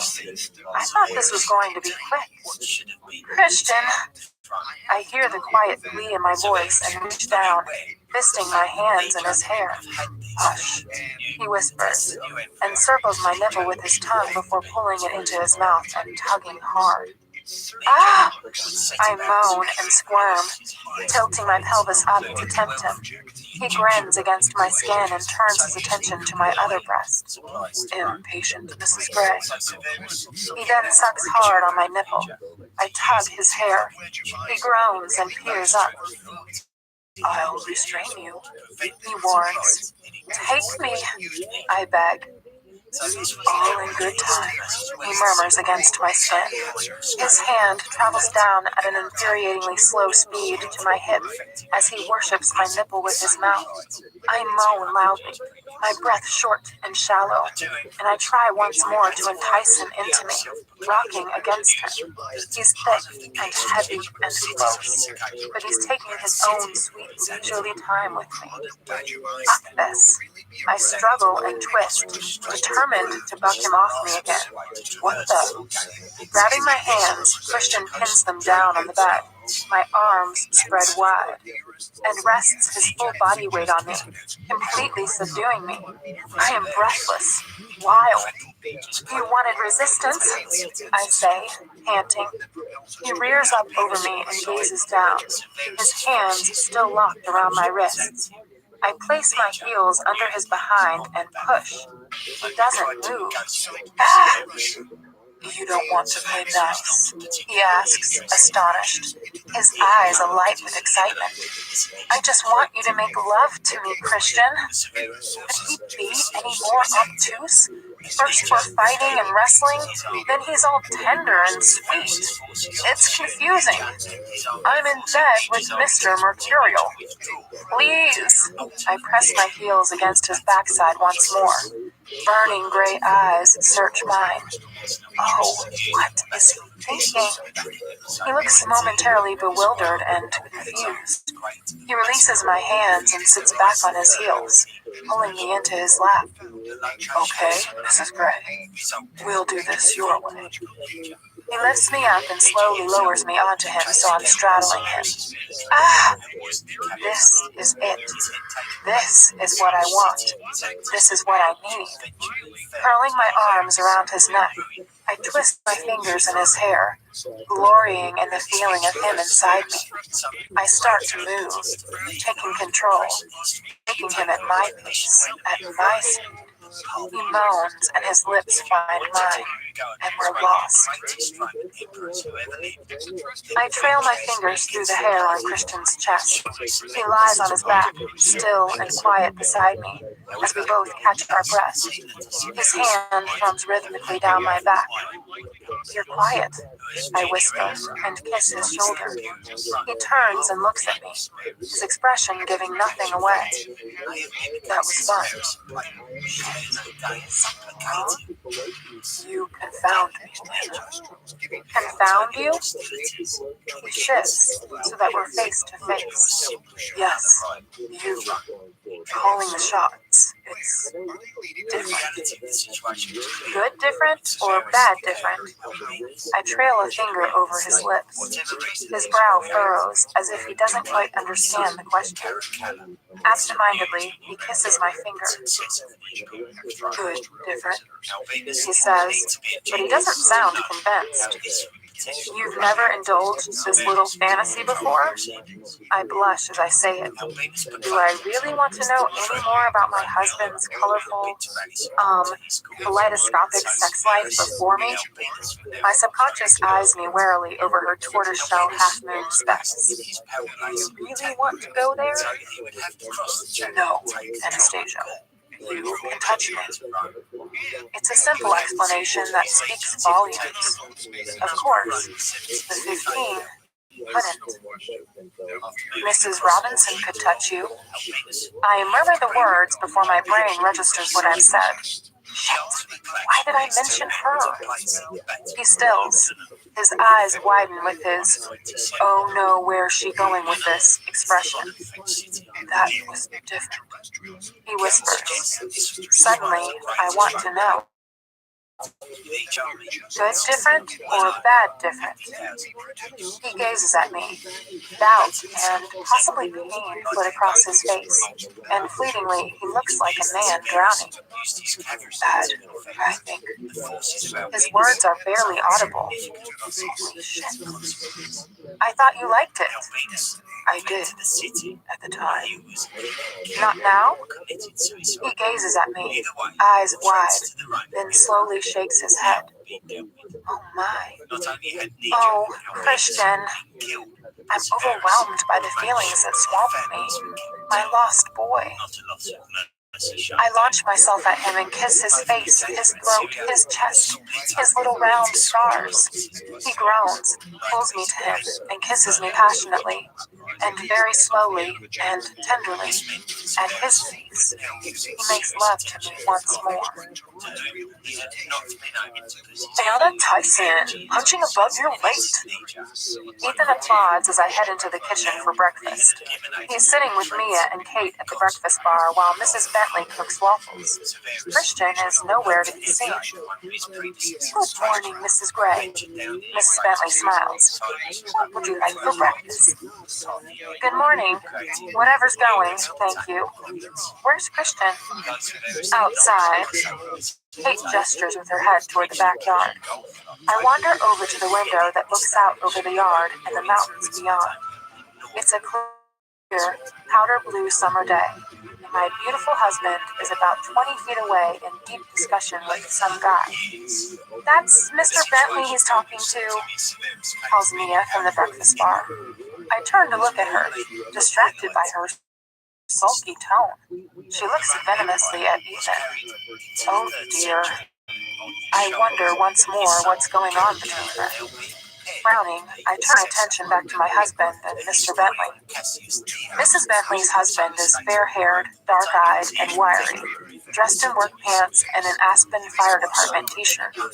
Christian is dressed in his black jeans and t-shirt.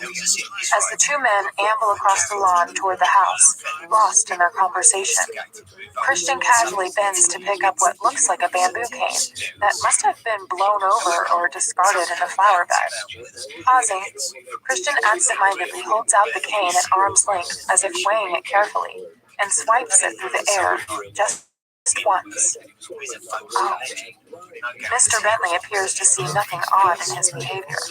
They continue their discussion, nearer to the house this time, then pause once more, and Christian repeats the gesture. The tip of the cane hits the ground. Glancing up, Christian sees me standing at the window. And you don't, oh, soon-to-be sister-in-law? I reply, grinning, and trying to bear the disquiet visual of Christian wielding a cane. I am startled when Kate leaps up and hugs me. "Sister!" she exclaims, and it's hard not to be swept up in her joy. Hey, sleepyhead. Christian wakes me. We're about to land. Buckle up. I fumble sleepily for my seatbelt, but Christian fastens it for me. He kisses my forehead before settling back into his seat. I lean my head on his shoulder again and close my eyes. An impossibly long hike and a picnic lunch on top of a spectacular mountain have exhausted me. The rest of our party is quiet too, even Mia. She looks despondent, as she has all day. I wonder how her campaign with Ethan is going. I don't even know where they slept last night. My eyes catch hers, and I give a small, "Are you okay?" smile. She gives me a brief, sad smile in return and goes back to her book.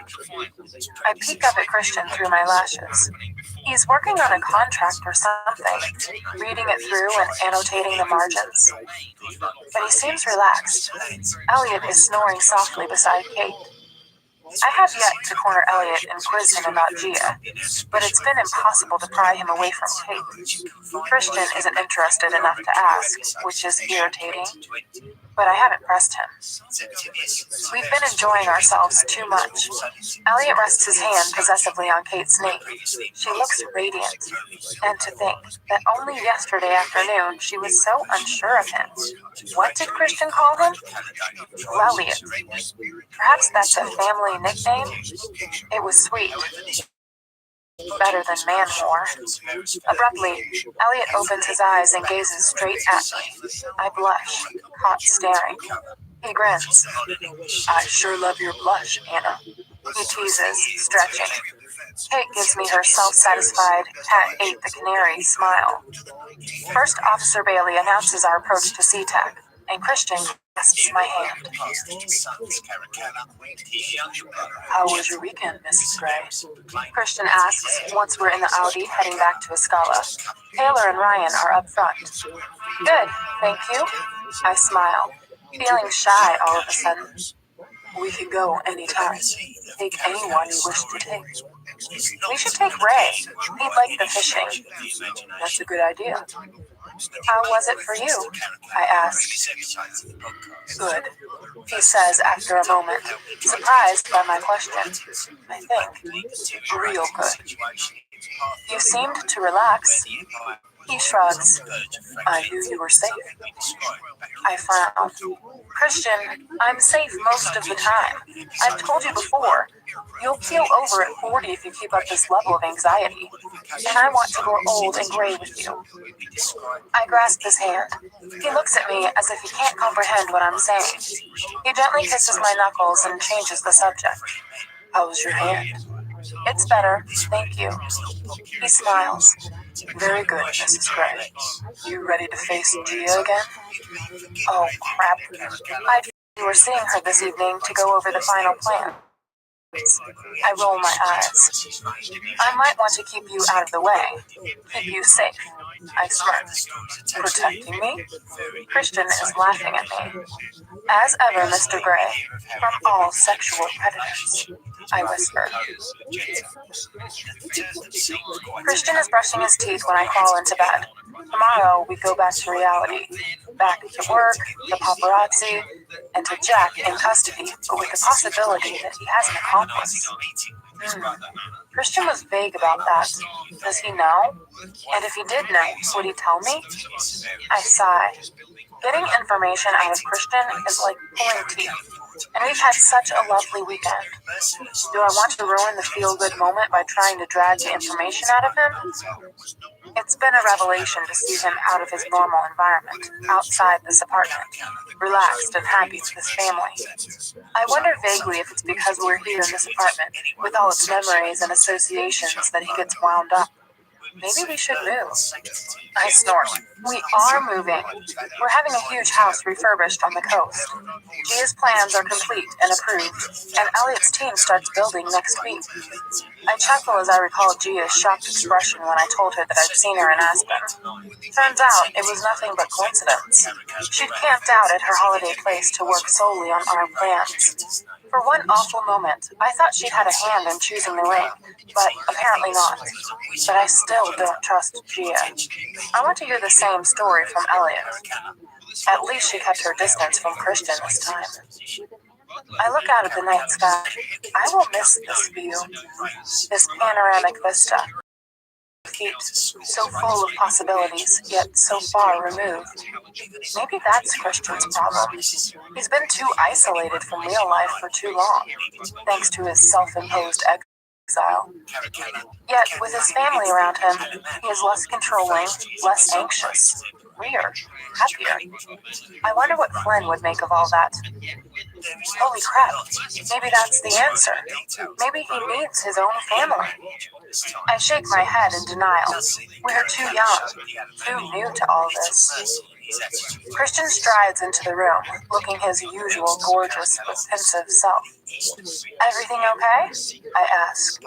He nods distractedly as he climbs into bed. I'm not looking forward to going back to reality, I murmur. No? I shake my head and caress his lovely face. I had a wonderful weekend. Thank you. He smiles softly. You're my reality, Anna. He murmurs and kisses me. Do you miss it? Miss what? He asks, perplexed.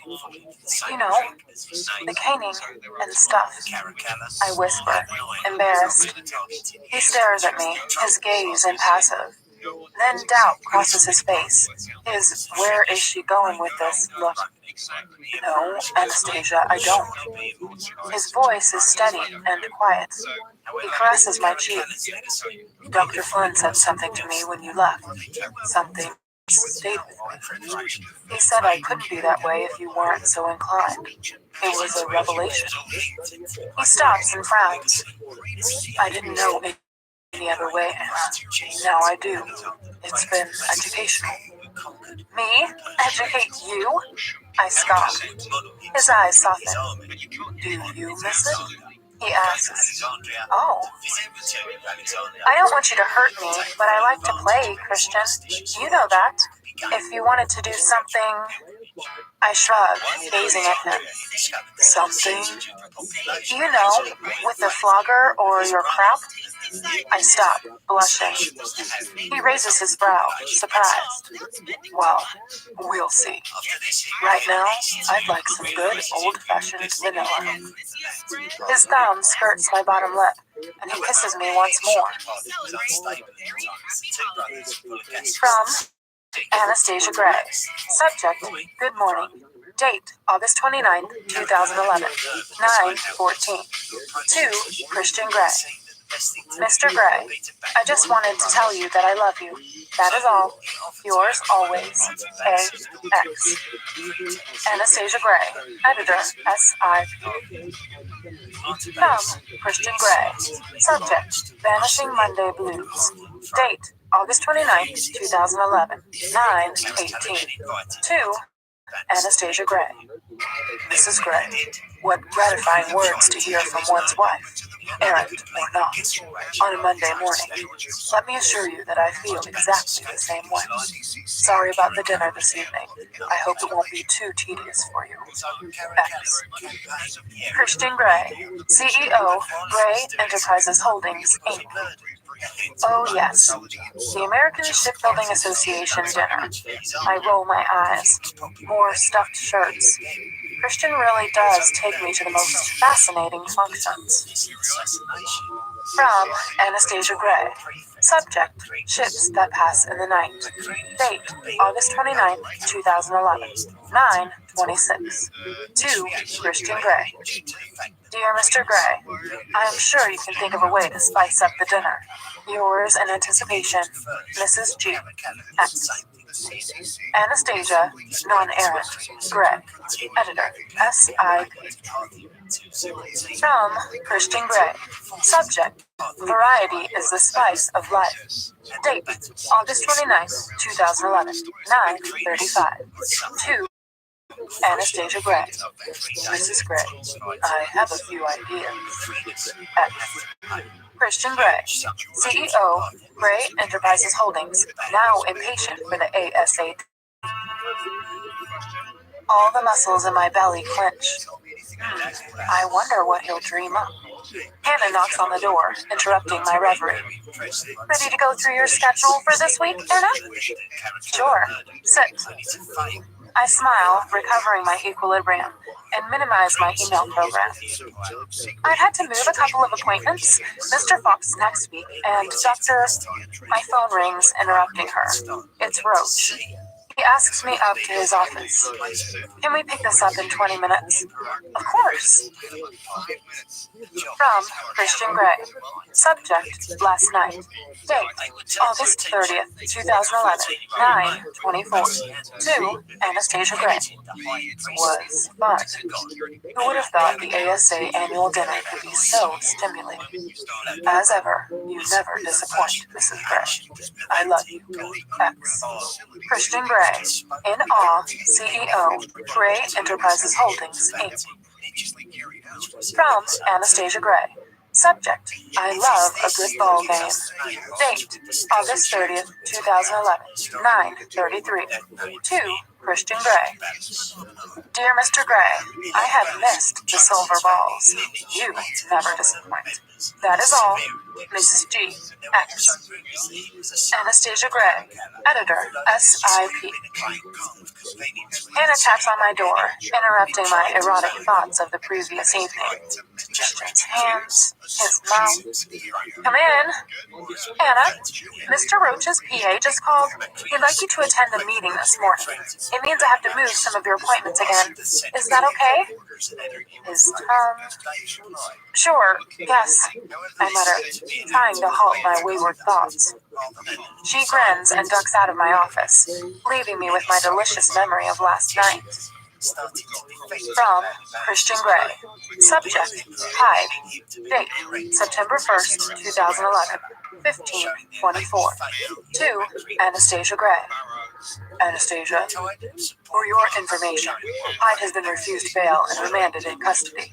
He's charged with attempted kidnapping and arson. As yet, no date has been set for the trial. Christian Gray, CEO, Gray Enterprises Holdings, Inc. From Anastasia Gray. Subject, Hyde. Date, September 1st, 2011, 15:53. To Christian Gray. That's good news. Does this mean you'll lighten up on security? I really don't see eye to eye with Prescott. Anna, X. Anastasia Gray, Editor, SIP. From Christian Gray. Subject, Hyde. Date, September 1st, 2011, 15:59. To Anastasia Gray. No, security will remain in place. No arguments. What's wrong with Prescott? If you don't like her, we'll replace her. Christian Gray, CEO, Gray Enterprises Holdings, Inc. I scowl at his high-handed email. Prescott isn't that bad. From Anastasia Gray.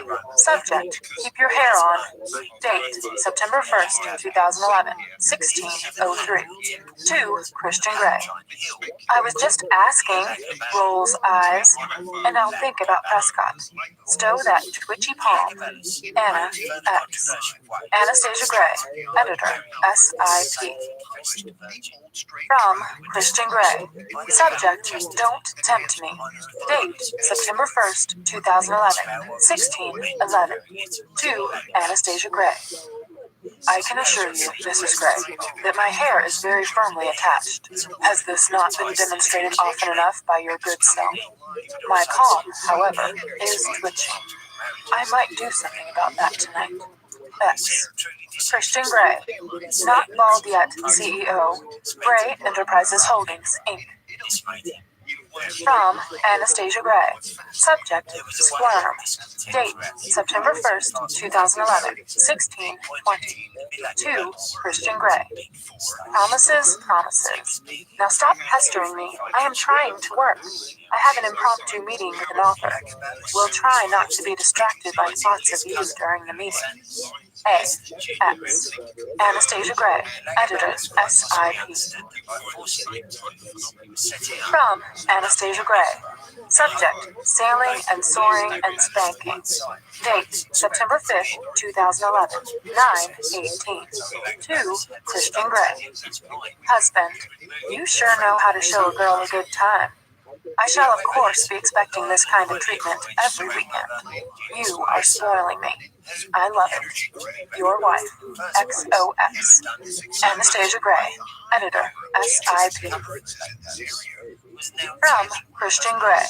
Subject, my life's mission. Date, September 5th, 2011, 9:25. To Anastasia Gray. Is to spoil you, Mrs. Gray, and keep you safe because I love you. Christian Gray, smitten CEO, Gray Enterprises Holdings, Inc. Oh my, could he be any more romantic? From Anastasia Gray. Subject, my life's mission. Date, September 5th, 2011, 9:33. To Christian Gray. Is to let you, because I love you too. Now stop being so sappy. You are making me cry. Anastasia Gray, equally smitten editor, SIP. The following day, I gaze at the calendar on my desk. Only 5 days until September 10th, my birthday. I know we are driving out to the house to see how Elliot and his crew are progressing. I wonder if Christian has any other plans. I smile at the thought. Hannah taps on my door. Come in. Prescott is hovering outside. Odd.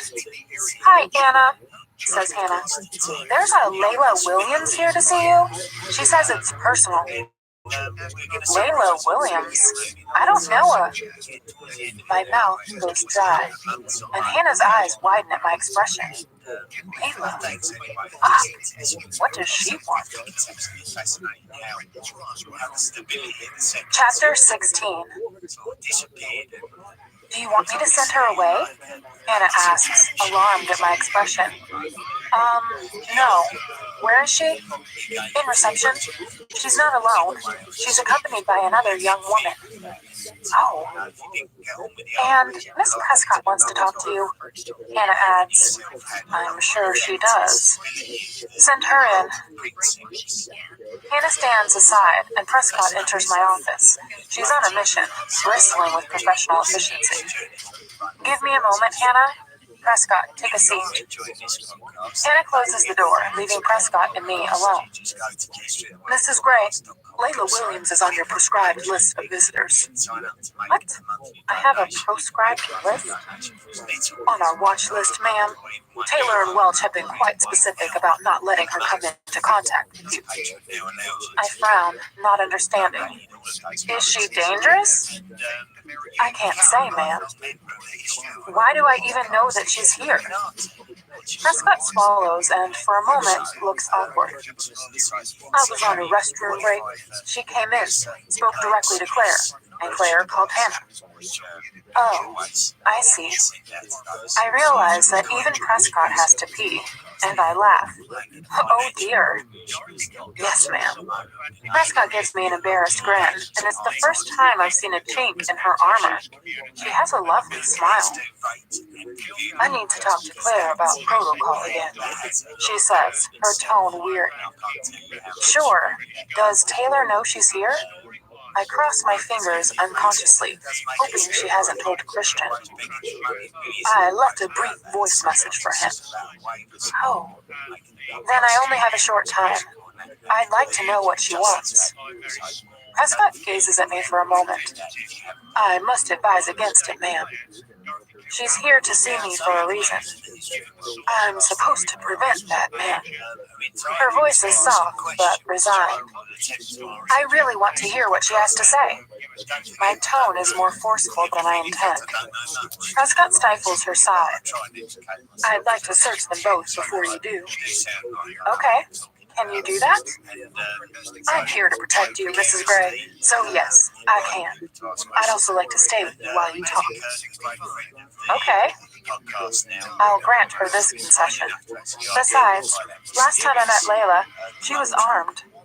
Go ahead. Prescott rises. Hannah, I call. Hannah opens the door too quickly. She must have been hovering outside. Can you check to see if the meeting room is free, please? I already have, and it's good to go. Prescott, can you search them in there? Is it private enough? Yes, ma'am. I'll be there in 5 minutes then. Hannah, show Layla Williams and whomever she's with into the meeting room. Will do. Hannah looks anxiously from Prescott to me. Shall I cancel your next meeting? It's at 4, but it's across town. Yes, I murmur, distracted. Hannah nods and then leaves. What the hell does Layla want? I don't think she's here to do me any harm. She didn't in the past when she had the opportunity. Christian is going to go nuts. My subconscious purses her lips, primly crosses her legs, and nods. I need to tell him that I am doing this. I type a quick email, then pause, checking the time. I feel a momentary pang of regret. We've been getting along so well since Aspen. I press send. From Anastasia Gray. Subject, visitors. Date, September 6, 2011, 15:27. To Christian Gray. Christian, Layla is here to see me. I will see her with Prescott. I'll use my newly acquired slapping skills with my now healed hand, should I need to. Try, and I mean try, not to worry. I am a big girl. We'll call once we've spoken. A. X. Anastasia Gray, editor, SIP. Hurriedly, I hide my BlackBerry in my desk drawer. I stand, smoothing my gray pencil skirt over my hips, pinch my cheeks to give them some color, and undo the next button on my gray silk blouse. Okay, I'm ready. After taking a deep breath, I head out of my office to meet the infamous Layla, ignoring "Your love is king," humming gently from inside my desk. Layla looks much better, more than better. She's very attractive. There's a rosy bloom to her cheeks, and her brown eyes are bright, her hair clean and shiny. She's dressed in a pale pink blouse and white pants. She stands as soon as I enter the meeting room, as does her friend, another dark-haired young woman with soft brown eyes, the color of brandy.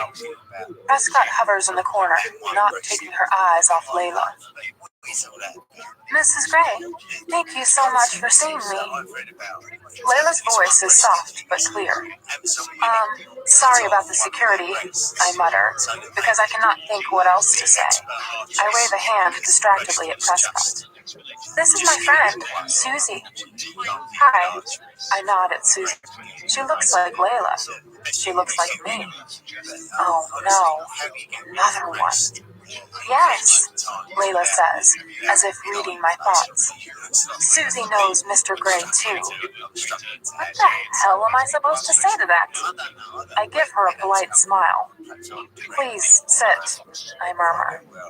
There's a knock on the door. It's Hannah. I motion her in, knowing full well why she's disturbing us. Sorry, Anna. I have Mr. Gray on the line. Tell him I'm busy. He was quite insistent, she says fearfully. I am sure he was. Would you apologize to him and say I'll call him back very shortly? Hannah hesitates. Hannah, please? She nods and scurries out of the room. I turn back to the two women sitting in front of me. They are both staring at me in awe. It's uncomfortable. What can I do for you? I ask. Susie speaks. I know this is all kinds of weird, but I wanted to meet you too. The woman who captured Chris. I hold up my hand, stopping her in mid-sentence. I do not want to hear this.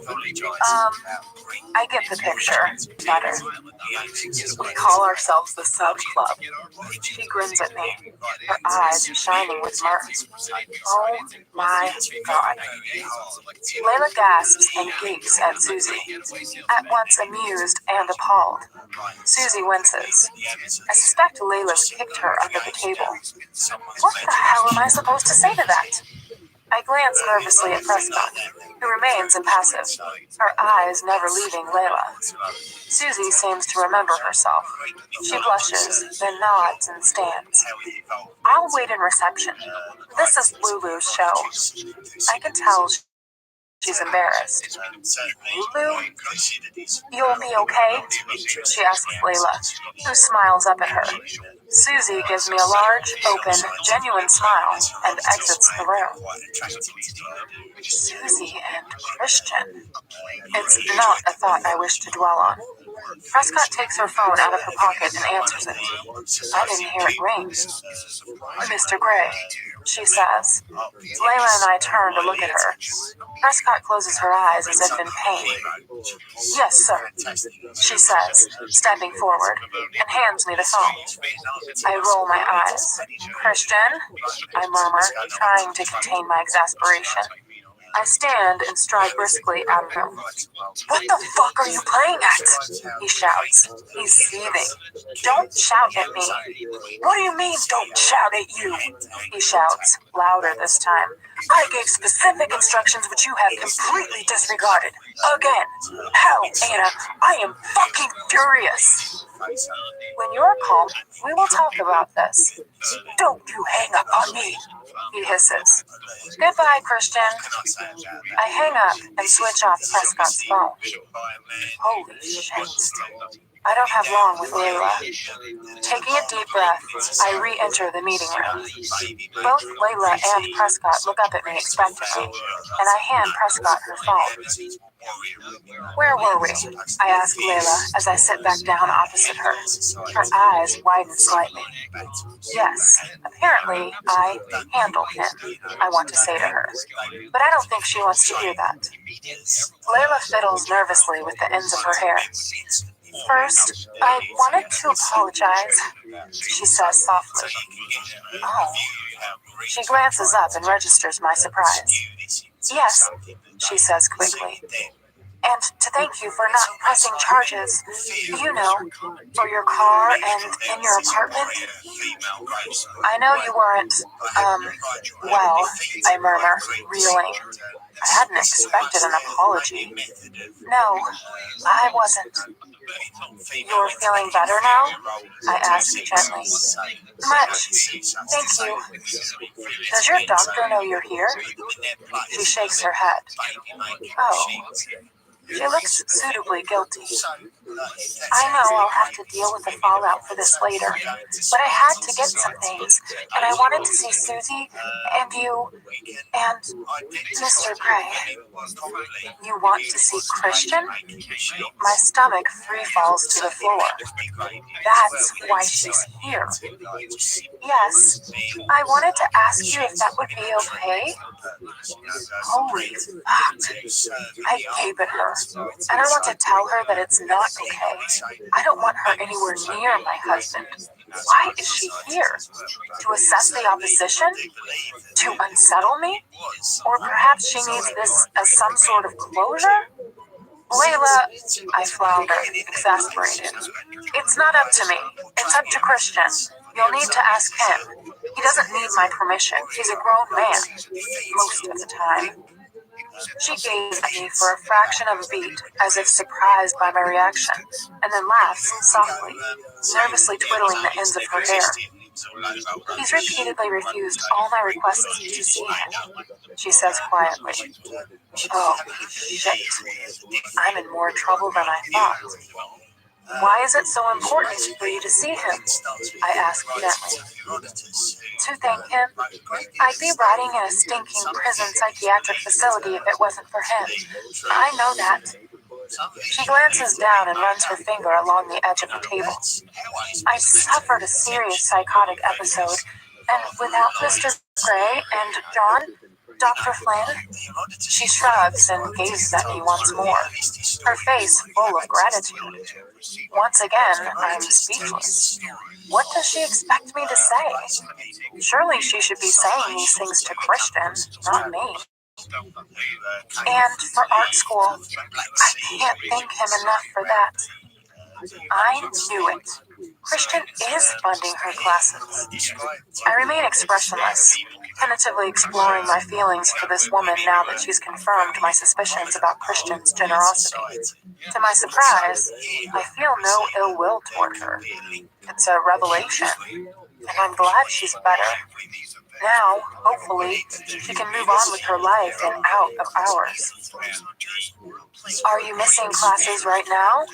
I ask, because I'm interested. Only 2. I head home tomorrow. Oh, good. What are your plans while you're here? Pick up my belongings from Susie, return to Hamden, continue painting and learning. Mr. Gray already has a couple of my paintings. What the hell? My stomach plunges into the basement once more. Are they hanging in my living room? I bridle at the thought. What sort of painting do you do? Abstracts, mainly. I see. My mind flits through the now familiar paintings in the great room. 2 by his ex-sub, possibly. Mrs. Gray, can I speak frankly? She asks, completely oblivious to my warring emotions. By all means, I mutter, glancing at Prescott, who looks like she's relaxed a little. Layla leans forward as if to impart a long-held secret. I loved Jeff, my boyfriend, who died earlier this year. Her voice drops to a sad whisper. Holy shit. She's getting personal. I'm so sorry, I mutter automatically, but she continues as if she hasn't heard me. I loved my husband, and one other, she murmurs. My husband. The words are out of my mouth before I say them. Yes, she mouths the word. This is not news to me. When she lifts her brown eyes to mine, they are wide with conflicting emotions, and the overriding one seems to be apprehension. Of my reaction, perhaps? But my overwhelming response to this poor young woman is compassion. Mentally, I run through all the classical literature I can think of that deals with unrequited love. Swallowing hard, I clutch the moral high ground. I know. He's very easy to love, I whisper. Her eyes widen further in surprise, and she smiles. Yes, he is. Was. She corrects herself quickly and blushes.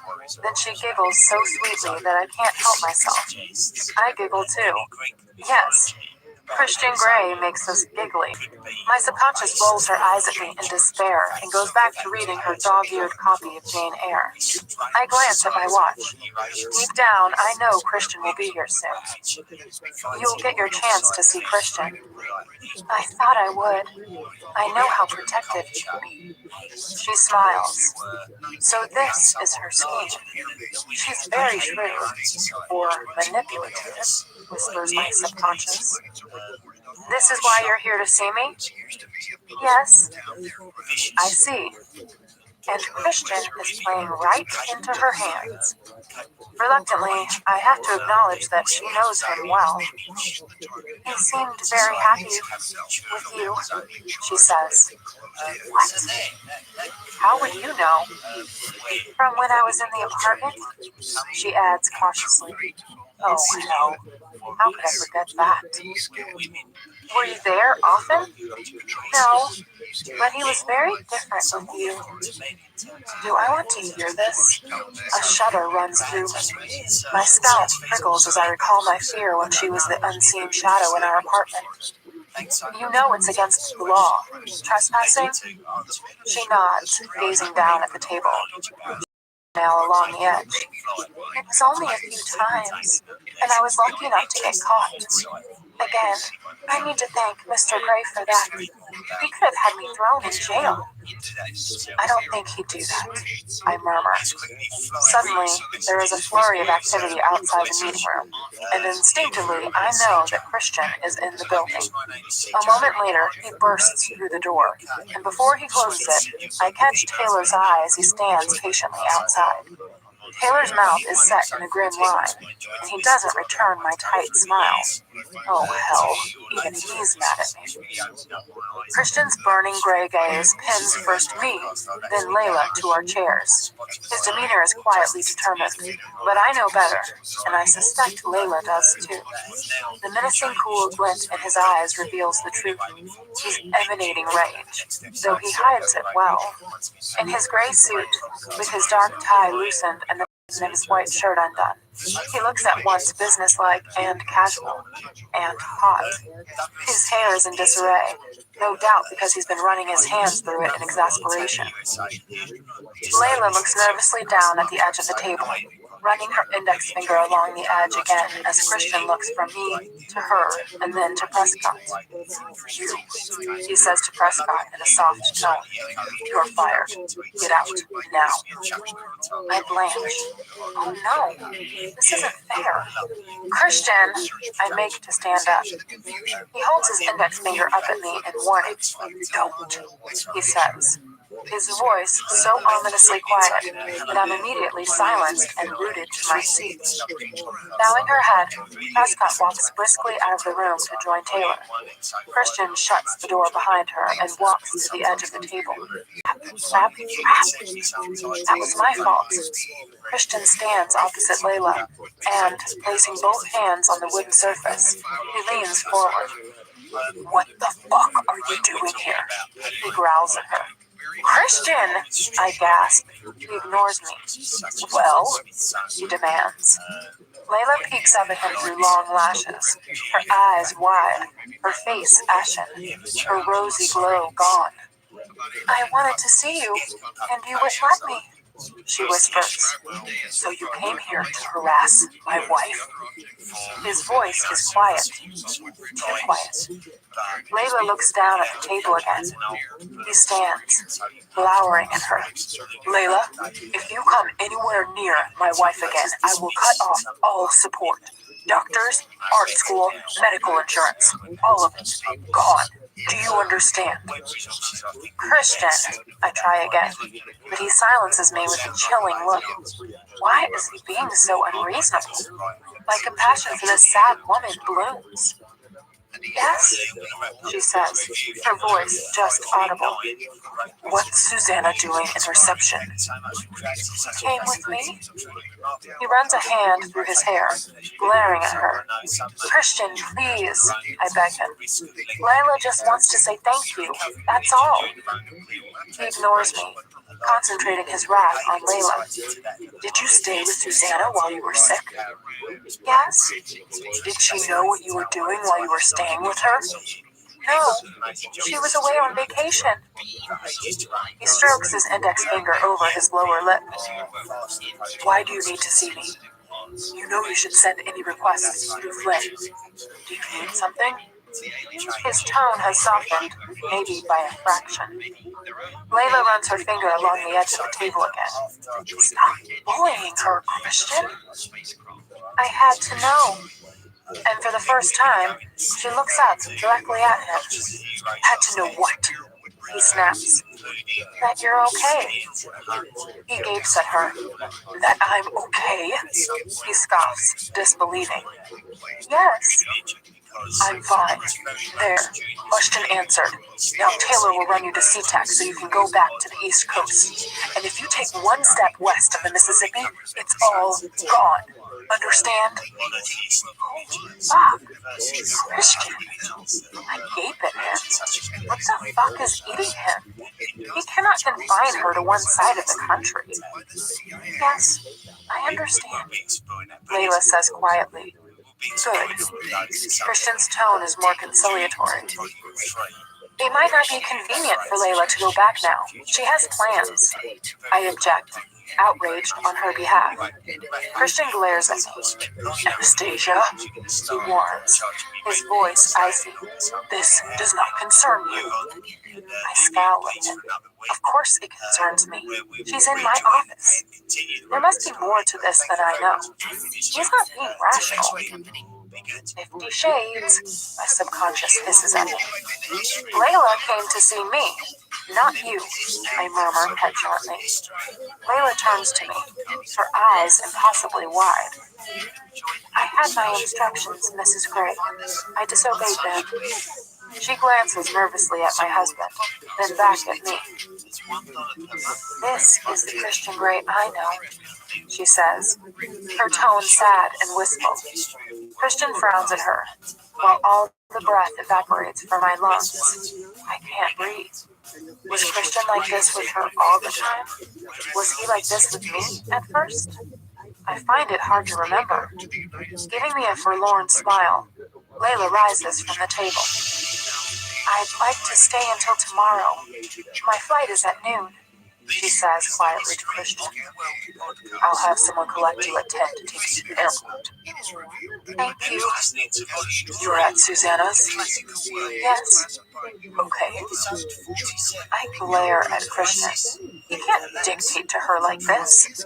And how does he know where Susanna lives? Goodbye, Mrs. Gray. Thank you for seeing me. I stand and hold out my hand. She takes it gratefully and we shake. Goodbye. Good luck, I mutter, because I'm not sure what the protocol is for saying farewell to my husband's ex-submissive. She nods and turns to him. Goodbye, Christian. Christian's eyes soften a little. Goodbye.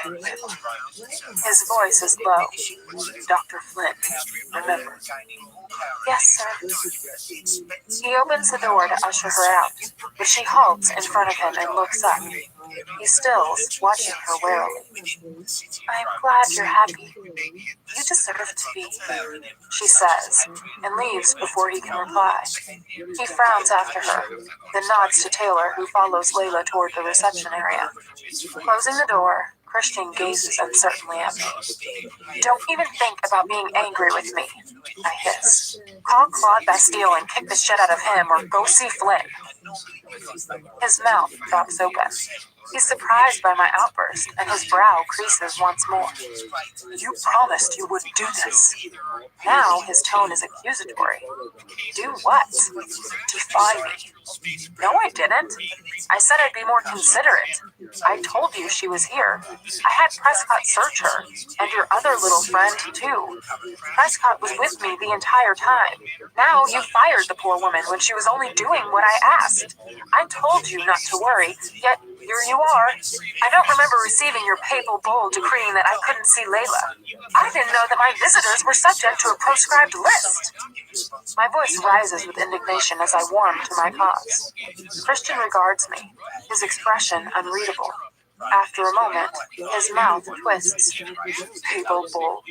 he says, amused, and he visibly relaxes. I wasn't aiming to lighten our conversation, yet here he is, smirking at me, and that makes me madder. The exchange between him and his ex was painful to witness. How could he be so cold with her? What? He asks, exasperated, as my face remains resolutely straight. You? Why were you so callous toward her? He sighs and shifts, stepping toward me and perching on the table. Anastasia, he says, as if to a child. You don't understand. Layla, Susanna, all of them. They were a pleasant, diverting pastime. But that's all. You are the center of my universe. And the last time you two were in a room together, she had you at gunpoint. I don't want her anywhere near you. But, Christian, she was ill. I know that. And I know she's better now, but I'm not giving her the benefit of the doubt anymore. What she did was unforgivable. But you just played right into her hands. She wanted to see you again, and she knew you'd come running if she came to see me. Christian shrugs as if he doesn't care. I don't want you tainted with my old life. What? Christian, you are who you are because of your old life. Your new life, whatever.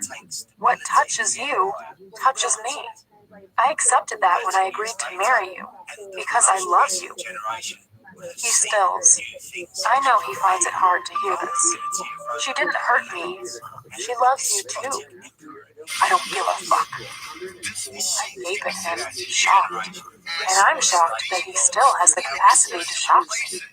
This is the Christian Grey I know.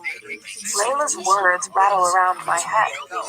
His reaction to her was so cold, so much at odds with the man I've come to know and love.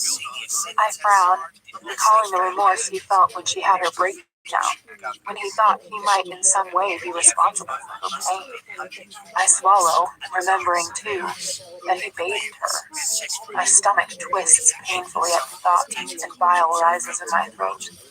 How can he say he doesn't care about her? He did back then. What's changed? Sometimes, like now, I just don't understand him. He operates on a level far, far removed from mine.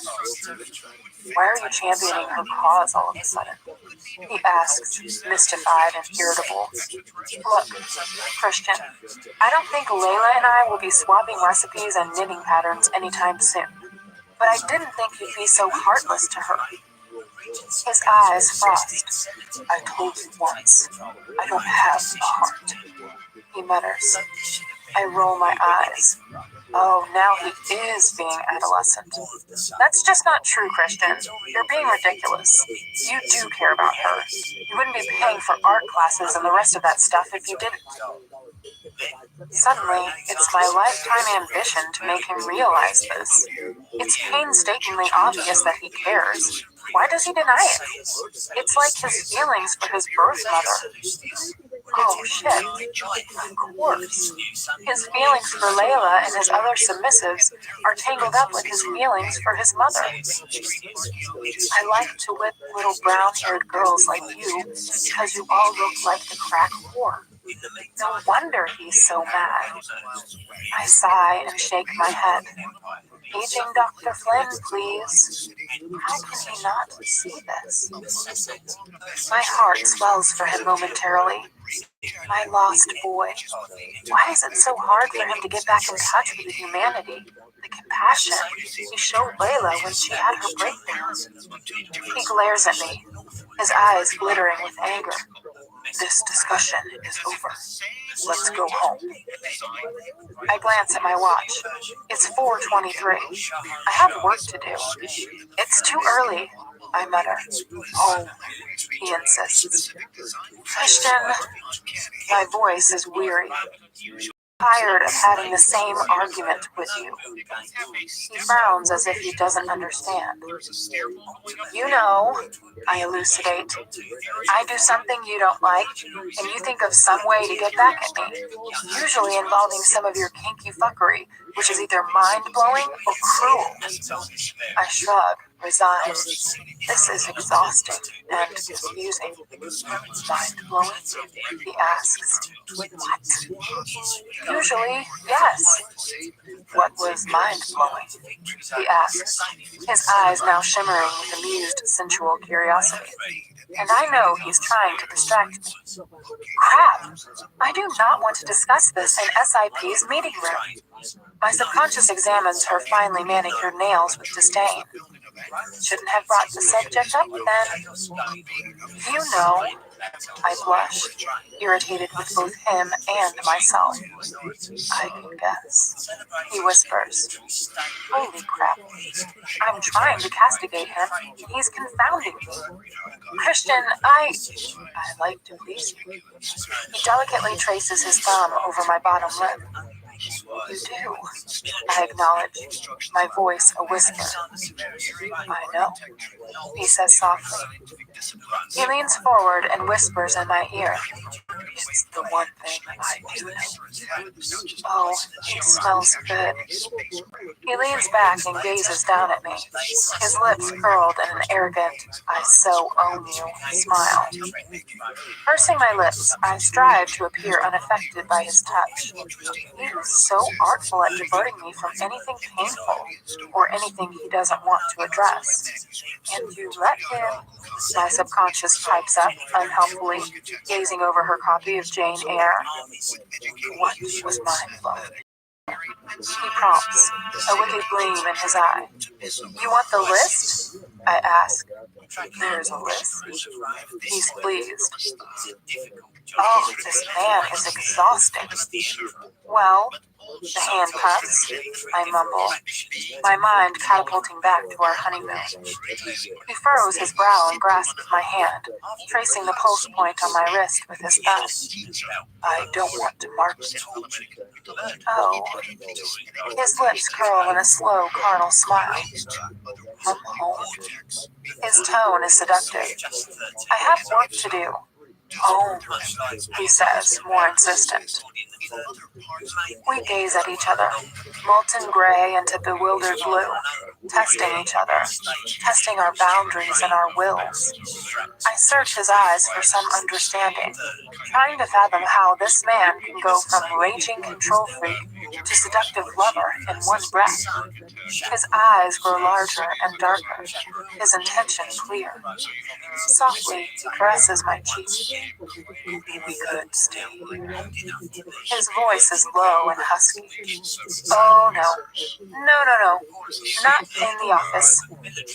Christian, I don't want to have sex here. Your mistress has just been in this room. She was never my mistress. He growls, his mouth flattening into a grim line. That's just semantics, Christian. He frowns, his expression puzzled. The seductive lover has gone. Don't overthink this, Anna. She's history, he says dismissively. I sigh. Maybe he's right. I just want him to admit to himself that he cares for her. A chill grips my heart. Oh no. This is why it's important to me. Suppose I do something unforgivable. Suppose I don't conform. Will I be history too? If he can turn like this, when he was so concerned and upset when Layla was ill, could he turn against me? I gasp, recalling the fragments of a dream.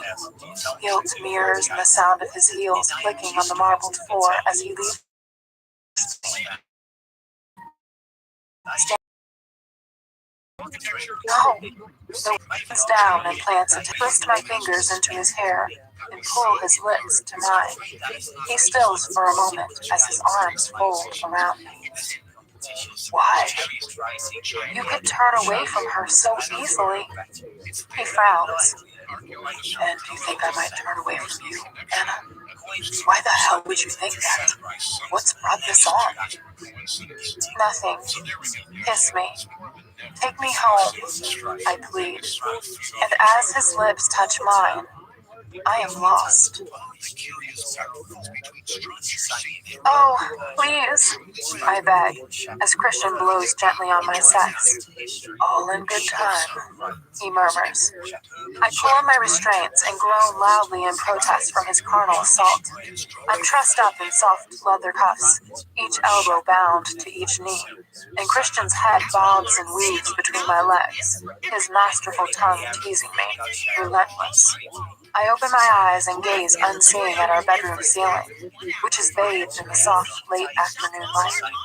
His tongue moves round and round, swirling and curling over and around the center of my universe. I want to straighten my legs and struggle in a vain attempt to control the pleasure, but I can't. My fingers fist in his hair, and I tug hard to fight his sublime torture. Don't come, he murmurs in warning against me, his soft breath on my warm, wet flesh as he resists my fingers. I will spank you if you come. I moan. Control, Anna. It's all about control. His tongue renews its erotic incursion. Oh, he knows what he's doing. I am helpless to resist or stop my slavish reaction, and I try, really try, but my body detonates under his merciless ministrations, and his tongue doesn't stop as he wrings every last ounce of debilitating pleasure from me. Oh, Anna, he scolds. His voice is soft with his triumphant reprimand. He flips me onto my front, and I shakily support myself on my forearms. He smacks me hard on my behind. Ah! I cry out. Control, he admonishes. Grabbing my hips, he thrusts himself into me. I cry out again, my flesh still quivering from the aftershocks of my orgasm. He stills while deep inside me, and, leaning over, unclips first one, then the second cuff. He wraps his arm around me and pulls me into his lap, his front to my back, and his hand curls beneath my chin around my throat. I revel in the feeling of fullness. Move, he orders. I moan and rise up and down on his lap. Faster, he whispers, and I move faster and faster. He groans and his hand tips my head back as he nibbles my neck. His other hand travels leisurely across my knee, from my hip down to my sex, down to my clitoris. Still sensitive from his earlier lavish attention, I whimper as his fingers close around me, teasing me once more. Yes, Anna, he rasps softly in my ear. You are mine. Only you. Yes, I breathe as my body tightens again, closing around him, cradling him in the most intimate way. Come for me, he demands, and I let go, my body obediently following his command. He holds me still as my climax ribs through me, and I call out his name. Oh, Anna, I love you. He groans and follows my lead as he bucks into me, finding his own release. He kisses my shoulder and smooths my hair from my face. Does that make the list, Mrs. Gray? He murmurs. I am lying, barely conscious, flat on my belly on our bed. Christian gently kneads my backside. He's propped up beside me on one elbow. Is that a yes? I smile. He grins and kisses me again, and reluctantly I roll on my side to face him. Well, he asks. Yes, it makes the list, but it's a long list. His face nearly splits in two, and he leans forward to kiss me gently. Good. Shall we have dinner? His eyes glow with love and humor. I nod. I am famished. I reach over to gently pull the little hairs on his cheek. I want you to tell me something, I whisper. What? Don't get mad. What is it, Anna? You do care. His eyes widen, and all trace of his good humor vanishes. I want you to admit that you care, because the Christian I know and love would care. He stills, his eyes not leaving mine. I'm witness to his internal struggle as if he's about to make the judgment of Solomon. He opens his mouth to say something, then closes it again as some fleeting emotion crosses his face. Pain, maybe? I will him. Yes. Yes, I care. Happy. His voice is barely a whisper. Oh, thank fuck for that. It's a relief. Yes, very. He frowns. I can't believe I'm talking to you now, here in our bed, about... I put my finger to his lips. We're not. Let's eat. I'm hungry. He sighs and shakes his head. You beguile and bewilder me, Mrs. Gray. Good. I lean up and kiss him. From Anastasia Gray. Subject, the list. Date, September 9th, 2011. 9:33. To Christian Gray. That's definitely at the top. Big smile emoticon. A. X. Anastasia Gray. Editor. SIP. From Christian Gray. Subject. Tell me something new. Date. September 9th, 2011. 9:42. To Anastasia Gray. You've said that for the last 3 days. Make your mind up. Or we could try something else. Winking emoticon. Christian Gray, CEO, enjoying this game. Gray Enterprises Holdings, Inc. I grin at my screen. The last few evenings have been entertaining. We have relaxed again. Liz brief introduction. I haven't quite worked up the courage to ask if any of her paintings hang on the walls, and frankly, I don't really care. My BlackBerry buzzes, and I answer, expecting Christian. Anna? Yes? Anna, honey, it's Jose Sr. Mr. Rodriguez! Hi! My scalp prickles. What does Jose's dad want with me? Honey, I'm sorry to call you at work. It's Ray. His voice falters. What is it? What's happened? My heart leaps into my throat. Ray's been in an accident.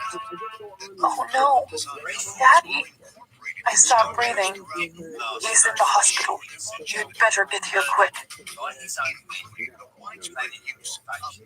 Chapter 17. Mr. Rodriguez, what's happened? My voice is hoarse and thick with unshed tears.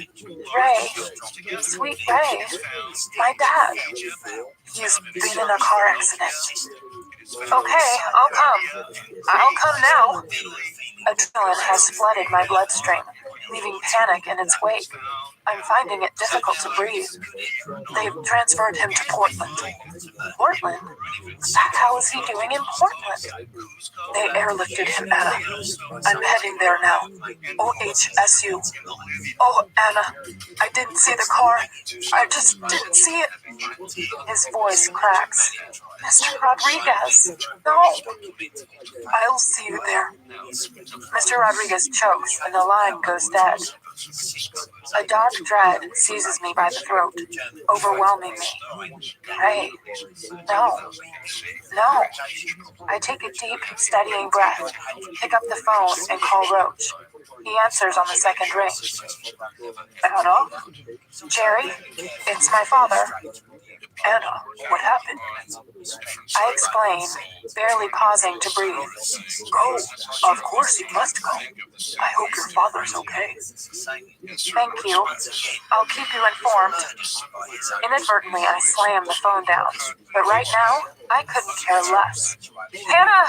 I call, aware of the anxiety in my voice. Moments later, she pokes her head around the door to find me packing my purse and grabbing papers to stuff into my briefcase. Yes, Anna? She frowns. My father has been in an accident. I have to go. Oh, dear. Cancel all my appointments today and Monday. You'll have to finish prepping the ebook presentation. Notes are in the shared file. Get Courtney to help if you have to. Yes, Hannah whispers. I hope he's okay. Don't worry about anything here. We'll muddle through. I have my BlackBerry. The concern pinched, pale face is almost my undoing. Daddy. I grab my jacket, purse, and briefcase. I'll call you if I need anything. Do, please. Good luck, Anna. Hope he's okay. I give her a tight smile, fighting to maintain my composure, and exit my office. I try hard not to run all the way to reception. Sawyer leaps to his feet when I arrive. Mrs. Gray? He asks, confused by my sudden appearance. We're going to Portland, now. Okay, ma'am, he says, frowning, but opens the door. Moving is good. Mrs. Gray? Sawyer asks as we race toward the parking lot. Can I ask why we're making this unscheduled trip? It's my dad. He's been in an accident. I see. Does Mr. Gray know? I'll call him from the car. Sawyer nods and opens the rear door to the Audi SUV, and I climb in. With shaking fingers, I reach for my BlackBerry and dial Christian's cell. Mrs. Gray. Andrew's voice is crisp and businesslike. Is Christian there? I breathe. He's somewhere in the building, ma'am. He's left his BlackBerry charging with me. I groan silently with frustration. Can you tell him I called? That I need to speak with him? It's urgent. I could try to track him down. He does have a habit of wandering off sometimes. Just get him to call me, please. I beg, fighting back tears. Certainly, Mrs. Gray. She hesitates. Is everything all right? No, I whisper, not trusting my voice. Please, just get him to call me. Yes, ma'am. I hang up. I cannot contain my anguish any longer. Pulling my knees up to my chest, I curl up on the rear seat and tears ooze unwelcome down my cheeks. You're important, Mrs. Gray. Sawyer asks gently. OHSU, I choke out. The big hospital. Sawyer pulls out into the street and heads for the I-5, while I keen softly in the back of the car, muttering wordless prayers. Please let him be okay. Please let him be okay. My phone rings. Your love is king, startling me from my mantra. Christian! I gasp. Christ, Anna, what's wrong? It's Ray. He's been in an accident. Shit. Yes, I am on my way to Portland. Portland? Please tell me Sawyer is with you. Yes, he's driving. Where is Ray? At OHSU. I hear a muffled voice in the background. Yes, Roz, Christian snaps angrily. I know. Sorry, baby. I can be there in about 3 hours. I have business I need to finish here. I'll fly down. Oh, shit. Charlie Tango is back in commission, and last time Christian flew her, I have a meeting with some guys over from Taiwan. I can't blow them off. It's a deal we've been hammering out for months. Why do I know nothing about this? I'll leave as soon as I can. Okay, I whisper, and I want to say that it's okay. Stay in Seattle and sort out your business, but the truth is, I want him with me. Oh, baby, he whispers. I'll be okay, Christian. Take your time. Don't rush. I don't want to worry about you, too. Fly safely. I will. Love you. I love you, too, baby. I'll be with you as soon as I can. Keep the loop close. Yes, I will. I'll see you later. Bye. After hanging up, I hug my knees once more. I know nothing about Christian's business.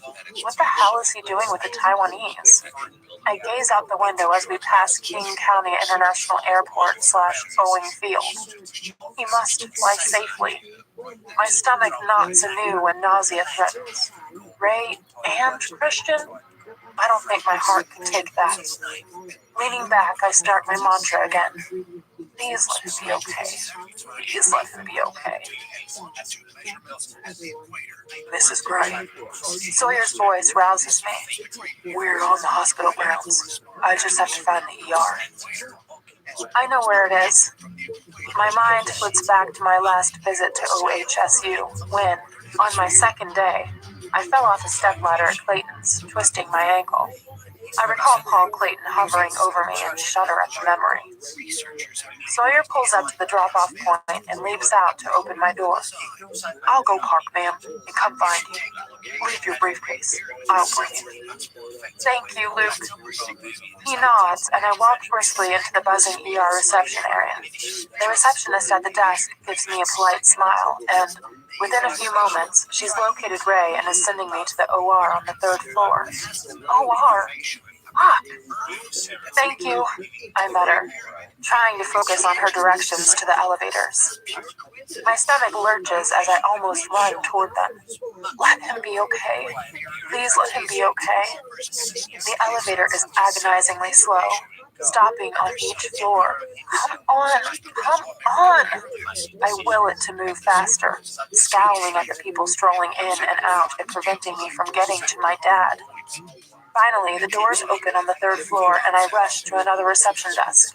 This one staffed by nurses in navy uniforms. Can I help you? Asks one officious nurse with a myopic stare.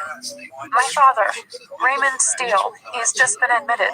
He's in OR 4, I think.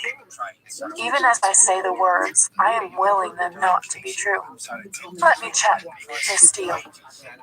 I nod, not bothering to correct her as she gazes intently at her computer screen. Yes, he's been in for a couple of hours. If you'd like to wait, I'll let them know that you're here. The waiting room's there.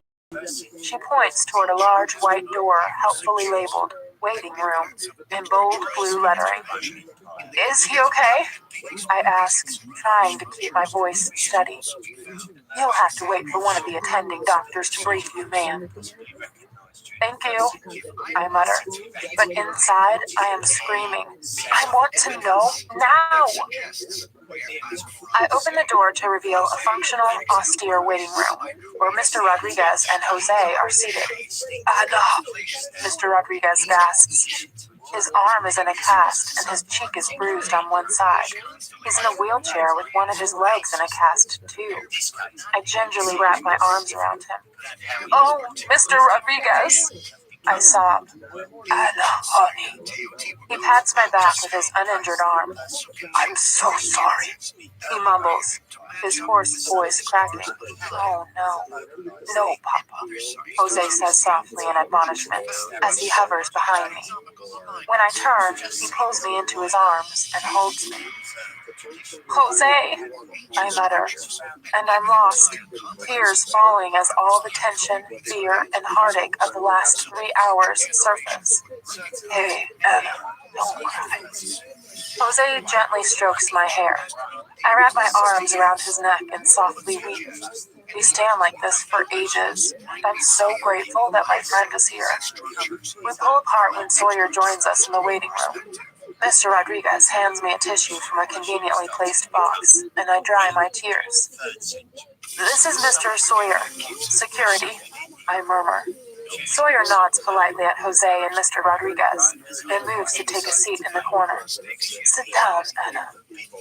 Jose ushers me to one of the vinyl-covered armchairs. What happened? Do we know how he is? What are they doing? Jose holds up his hands to halt a barrage of questions and sits down beside me. We don't have any news. Ray, Dad, and I were on a fishing trip to Astoria. We were hit by some stupid fucking drunk. Mr. Rodriguez tries to interrupt, stammering an apology. Calmate, Papa, Jose snaps. I don't have a mark on me, just a couple of bruised ribs and a knock on the head. Dad broke wrist and ankle, but the car hit the passenger side, and Ray. Oh no. No. Panic swamps my limbic system again. No.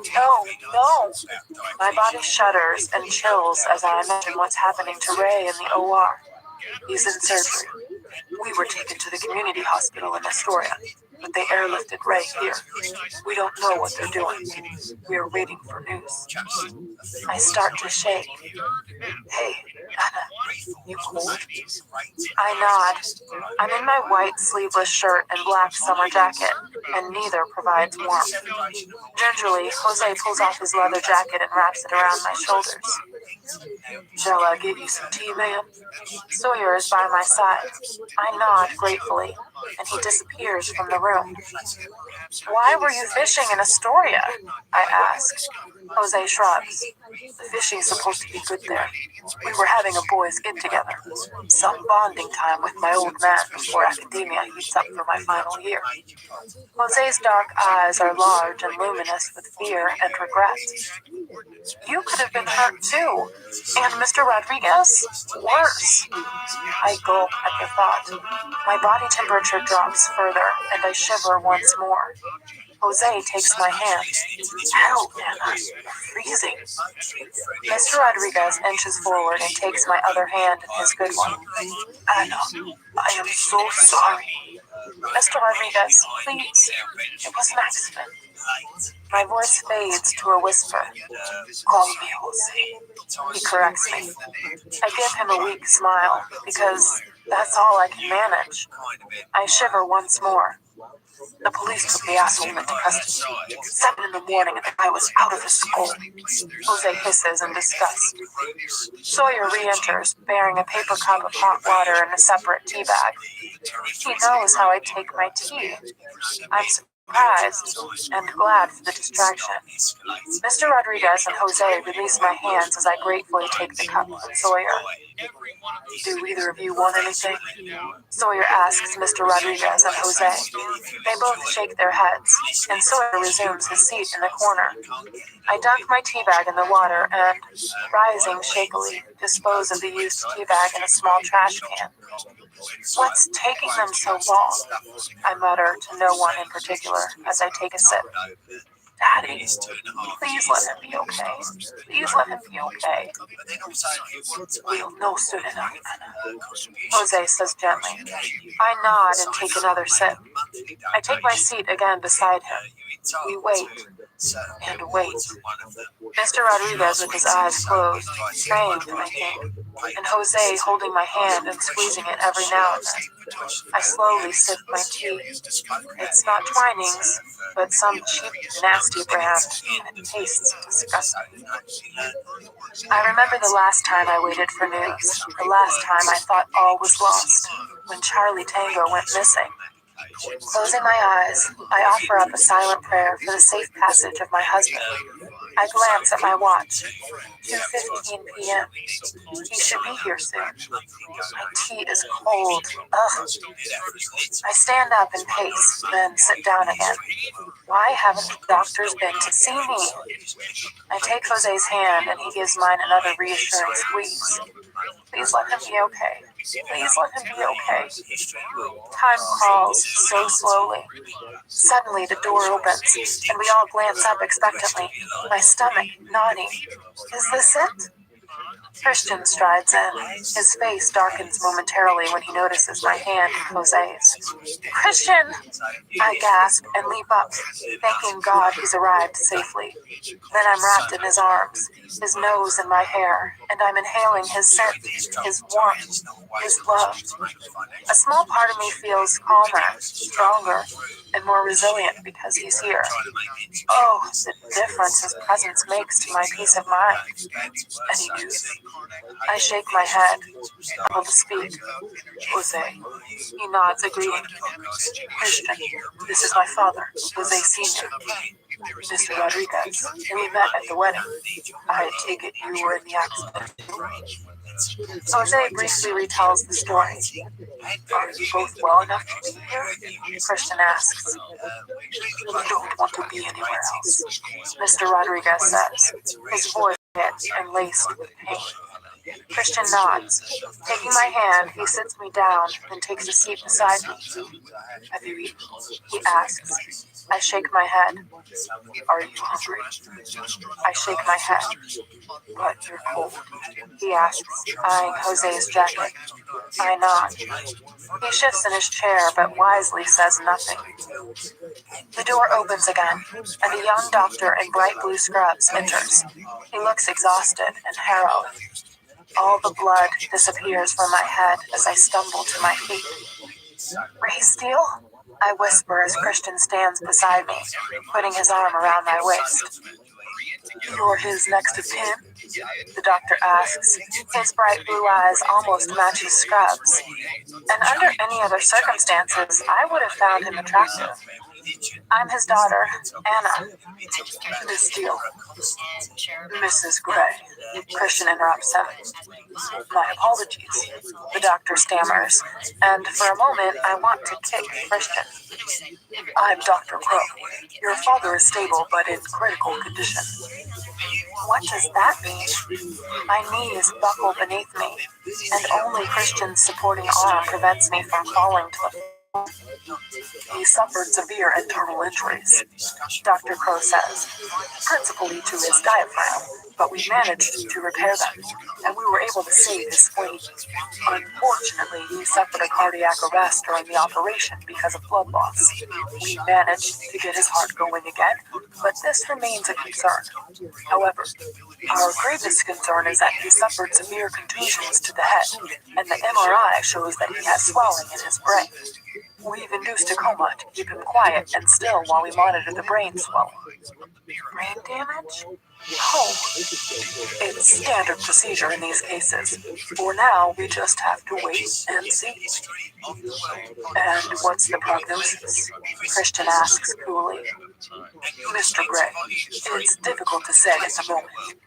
It's possible he could make a complete recovery, but that's in God's hands now. How long will you keep him in a coma? That depends on how his brain responds. Usually 72 to 96 hours. Oh, so long. Can I see him? I whisper. Yes, you should be able to see him in about half an hour. He's been taken to the ICU on the 6th floor. Thank you, Doctor. Dr. Crow nods, turns, and leaves us.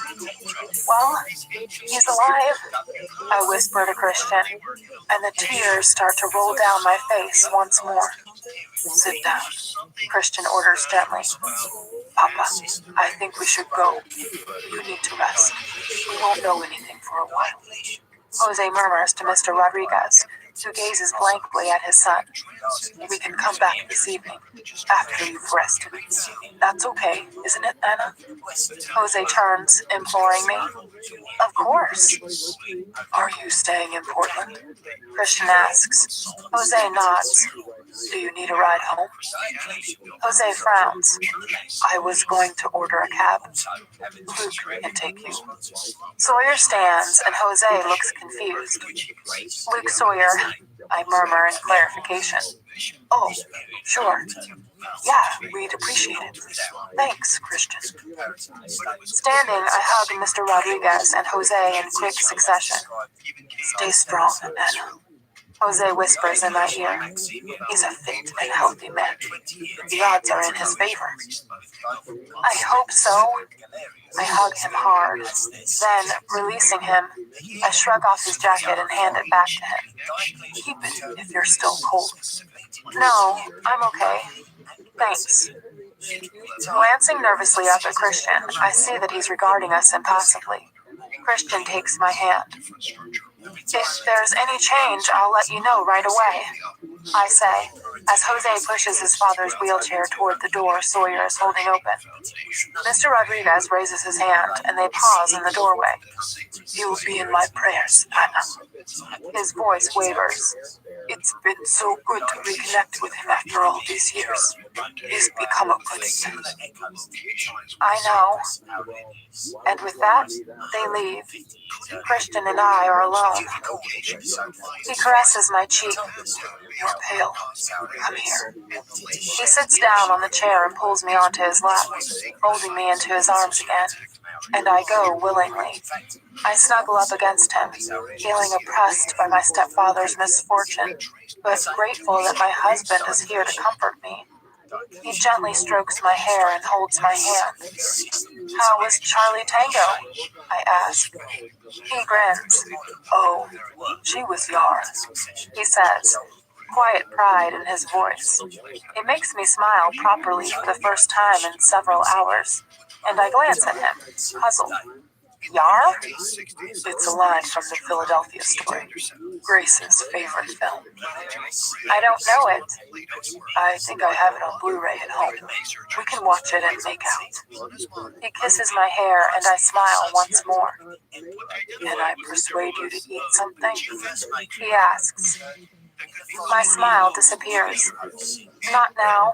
I want to see Ray first. His shoulders slump, but he doesn't push me. How are the Taiwanese? Amenable, he says. Amenable how? They let me buy their shipyard for less than the price I was willing to pay. He's bought a shipyard? That's good? Yes, that's good. But I thought you had a shipyard over here. I do. We're going to use that to do the fitting out. Build the holes in the Far East. It's cheaper. Oh. What about the workforce of the shipyard here? We'll redeploy. We should be able to keep redundancies to a minimum. He kisses my hair. Shall we check on Ray? He asks, his voice soft. The ICU on the 6th floor is a stark, sterile, functional ward with whispered voices and bleeping machinery. 4 patients are each housed in their own separate high-tech area. Ray is at the far end. Daddy. He looks so small in his large bed, surrounded by all this technology. It's a shock. My dad has never been so diminished. There's a tube in his mouth, and various lines pass through drips into a needle in each arm. A small clamp is attached to his finger. I wonder vaguely what that's for. His leg is on top of the sheets, encased in a blue cast. A monitor displays his heart rate. Beep, beep, beep. It's beating strong and steady. This I know. I move slowly toward him. His chest is covered in a large, pristine bandage that disappears beneath the thin sheet that protects his modesty. I realize that the tube pulling at the right corner of his mouth leads to a ventilator. Its noise is weaving with the beep, beep, beep of his heart monitor into a percussive rhythmic beat. Sucking, expelling, sucking, expelling, sucking, expelling, in time with the beeps. There are 4 lines on the screen of his heart monitor, each moving steadily across, demonstrating clearly that Ray is still with us. Oh, Daddy.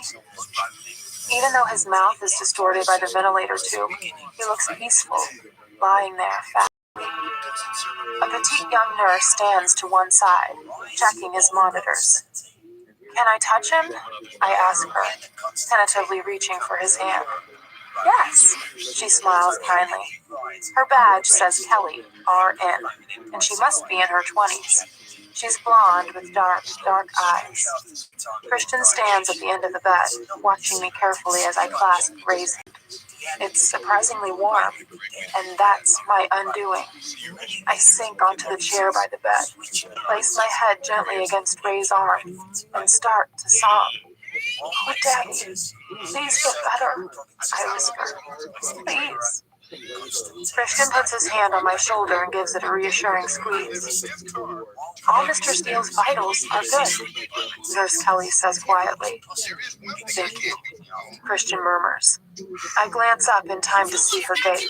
She's finally gotten a good look at my husband. I don't care. She can gape at Christian all she likes as long as she makes my father well again.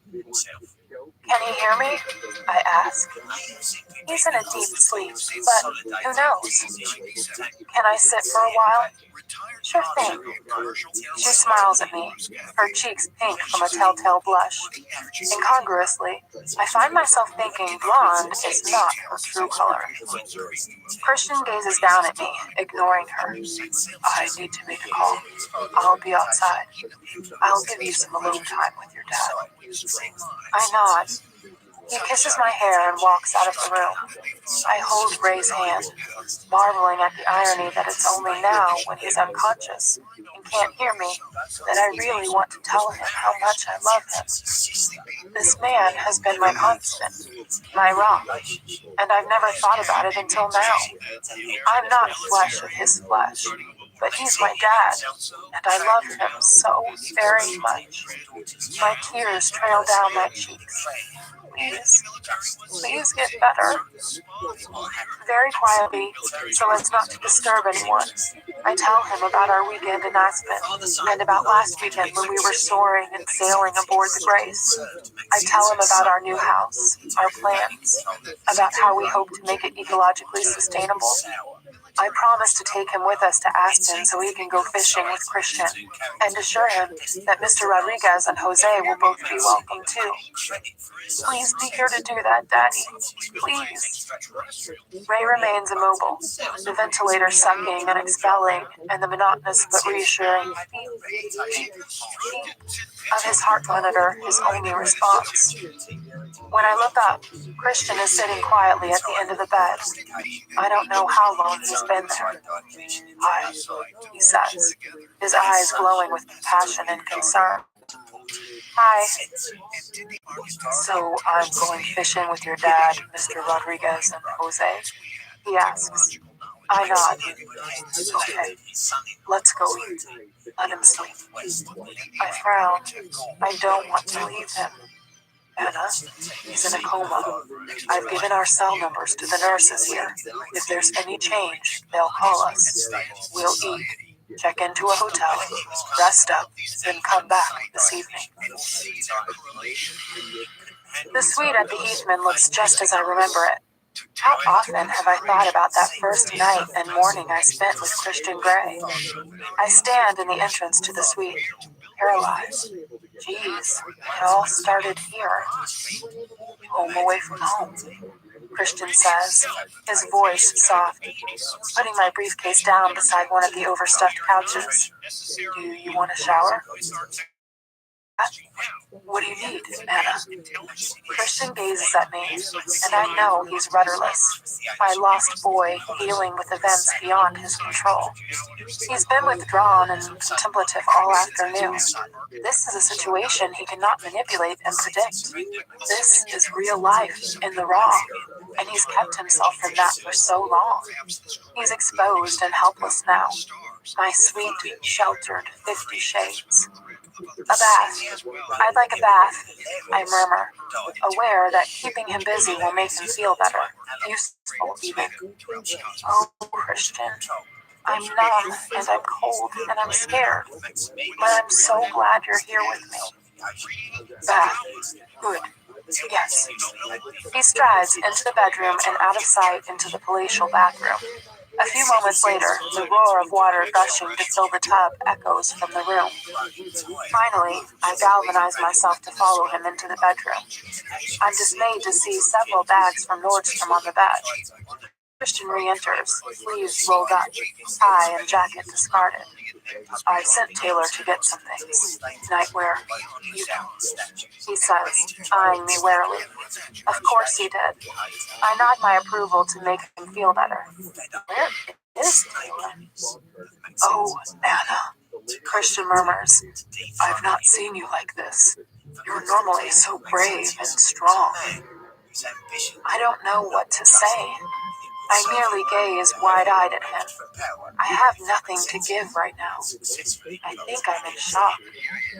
I wrap my arms around myself, trying to keep the pervading cold at bay, even though I know it's a fruitless task, as this cold comes from within. Christian pulls me into his arms. Baby, he's alive. His vital signs are good. We just have to be patient. He murmurs. Come. He takes my hand and leads me into the bathroom.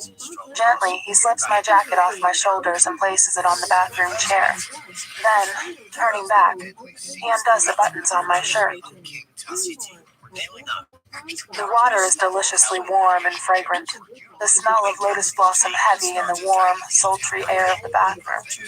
I lie between Christian's legs, my back to his front. My feet are resting on top of his.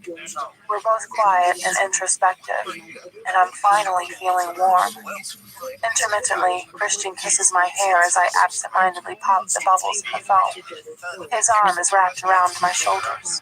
You didn't get into the bath with Layla, did you? That time you bathed her? I asked. He stiffens and snorts, his hand tightening on the shoulder where it rests. No. He sounds astounded. I thought so. Good. He tugs gently at my hair knotted in a crude bun, tilting my head around so he can see my face. Why do you ask? I shrug. Morbid curiosity? I don't know. Seeing her this week? His face hardens. I see. Less of the morbid. His tone is reproachful. How long are you going to support her? Until she's on her feet. I don't know. He shrugs. Why? Are there others? Others? Exes who you support? There was one, yes. No longer, though. Oh? She was studying to be a doctor. She's qualified now and has someone else. Another dominant? Yes. Layla says you have 2 of her paintings. I whisper. I used to. I didn't really care for them. They had technical merit, but they were too colorful for me. I think Elliot has them. As we know, he has no taste. I giggle, and he wraps his other arm around me, sloshing water over the side of the bath. That's better. He whispers, kisses my temple. He's marrying my best friend. Then I'd better shut my mouth, he says. I feel more relaxed after our bath. Wrapped in my soft Heathman robe, I gaze at the various bags on the bed. Geez, this must be more than nightwear. Tentatively, I peek into one. A pair of jeans and a pale blue hooded sweatshirt, my size. Holy cow. Taylor's bought a whole weekend's worth of clothes, and he knows what I like. I smile, remembering this is not the first time he shopped for clothes for me when I was at the Heathman.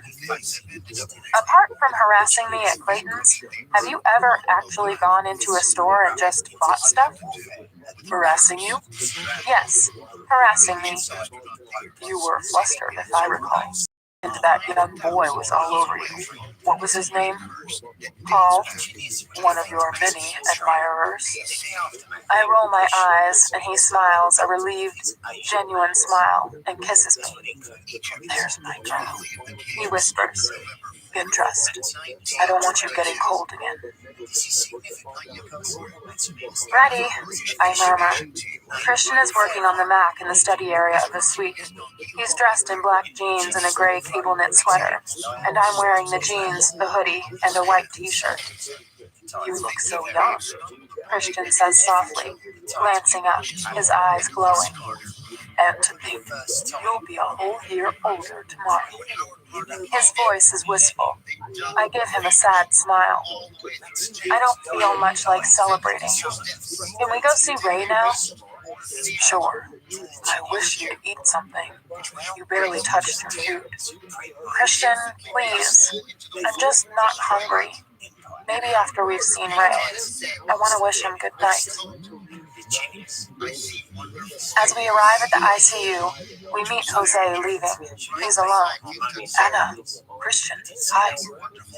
Where's your dad? He was too tired to come back. Car accident this morning. Jose grins ruefully, and his painkillers have kicked in. He was out for the count. I had to fight to get in to see Ray since I'm not next of kin.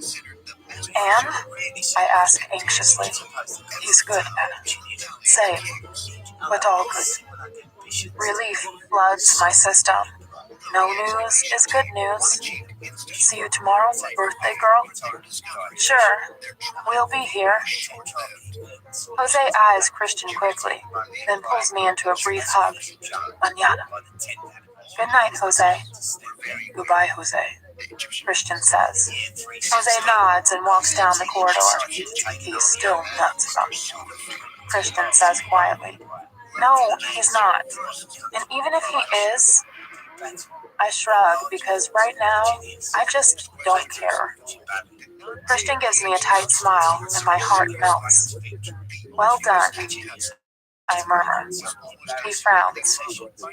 We're not frothing at the mouth. He gapes at me, wounded, but amused too. I've never frothed. Let's see your dad. I have a surprise for you. Surprise? My eyes widen in alarm. Come. Christian takes my hand and we push open the double doors of the ICU. Standing at the end of Ray's bed is Grace, deep in discussion with Crow and a second doctor, a woman I've not seen before. Seeing us, Grace grins. Oh, thank heavens. Christian. She kisses his cheek, then turns to me and folds me in her warm embrace. Anna, how are you holding up? I'm fine. It's my father I'm worried about. He's in good hands. Dr. Sluter is an expert in her field. We trained together at Yale. Oh, Mrs. Gray? Dr. Sluter greets me very formally. She's short-haired and elfin with a shy smile and a soft southern accent. As the lead physician for your father, I'm pleased to tell you that all is on track. His vital signs are stable and strong. We have every faith that he'll make a complete recovery. The brain swelling has stopped and shows signs of decreasing. This is very encouraging after such a short time. That's good news, I murmur. She smiles warmly at me. It is, Mrs. Gray. We're taking real good care of him. Great to see you again, Grace. Grace smiles. Likewise, Lorena. Dr. Crow, let's leave these good people to visit with Mr. Steele. Crow follows in Dr. Sluter's wake to the exit. I glance over at Ray, and for the first time since his accident, I feel more hopeful. Dr. Sluter and Grace's kind words have rekindled my hope. Grace takes my hand and squeezes gently. Anna, sweetheart, sit with him. Talk to him. It's all good. I'll visit with Christian in a week. I nod. Christian smiles his reassurance, and he and his mother leave me with my beloved father sleeping peacefully, the gentle lullaby of his ventilator and heart monitors. I slip Christian's white t-shirt on and get into bed. You seem brighter, Christian says cautiously as he pulls on his pajamas. Yes, I think talking to Dr. Sluter and your mom made a big difference. Did you ask Grace to come here? Christian slides into bed and pulls me into his arms, turning me to face away from him. No, she wanted to come and check on your dad herself. How did she know? I called her this morning. Oh, baby, you're exhausted. You should sleep. I murmur in agreement. He's right. I'm so tired. It's been an emotional day. I crane my head around and gaze at him a beat. We're not going to make love? And I'm relieved. In fact, he's had a totally hands-off approach with me all day. I wonder if I should be alarmed by this turn of events, but since my inner goddess has left the building and taken my libido with her, I'll think about it in the morning. I turn over and snuggle against Christian, wrapping my leg over his. Promise me something, he says softly. It's a question that I'm too tired to articulate. Promise me you'll eat something tomorrow. I can just about tolerate you wearing another man's jacket without frothing at the mouth, but, Anna, you must. Please. I acquiesce. He kisses my hair. Thank you for being here, I mumble and sleepily kiss his chest. Where else would I be? I want to be wherever you are, Anna. Being here makes me think of how far we've come, and the night I first slept with you. What a night that was. I watched you for hours. You were just yar. He breathes. I smile against his chest. Sleep, he murmurs, and it's a command. I close my eyes and drift. Chapter 18. I stir, opening my eyes to a bright September morning, warm and comfortable between clean, crisp sheets.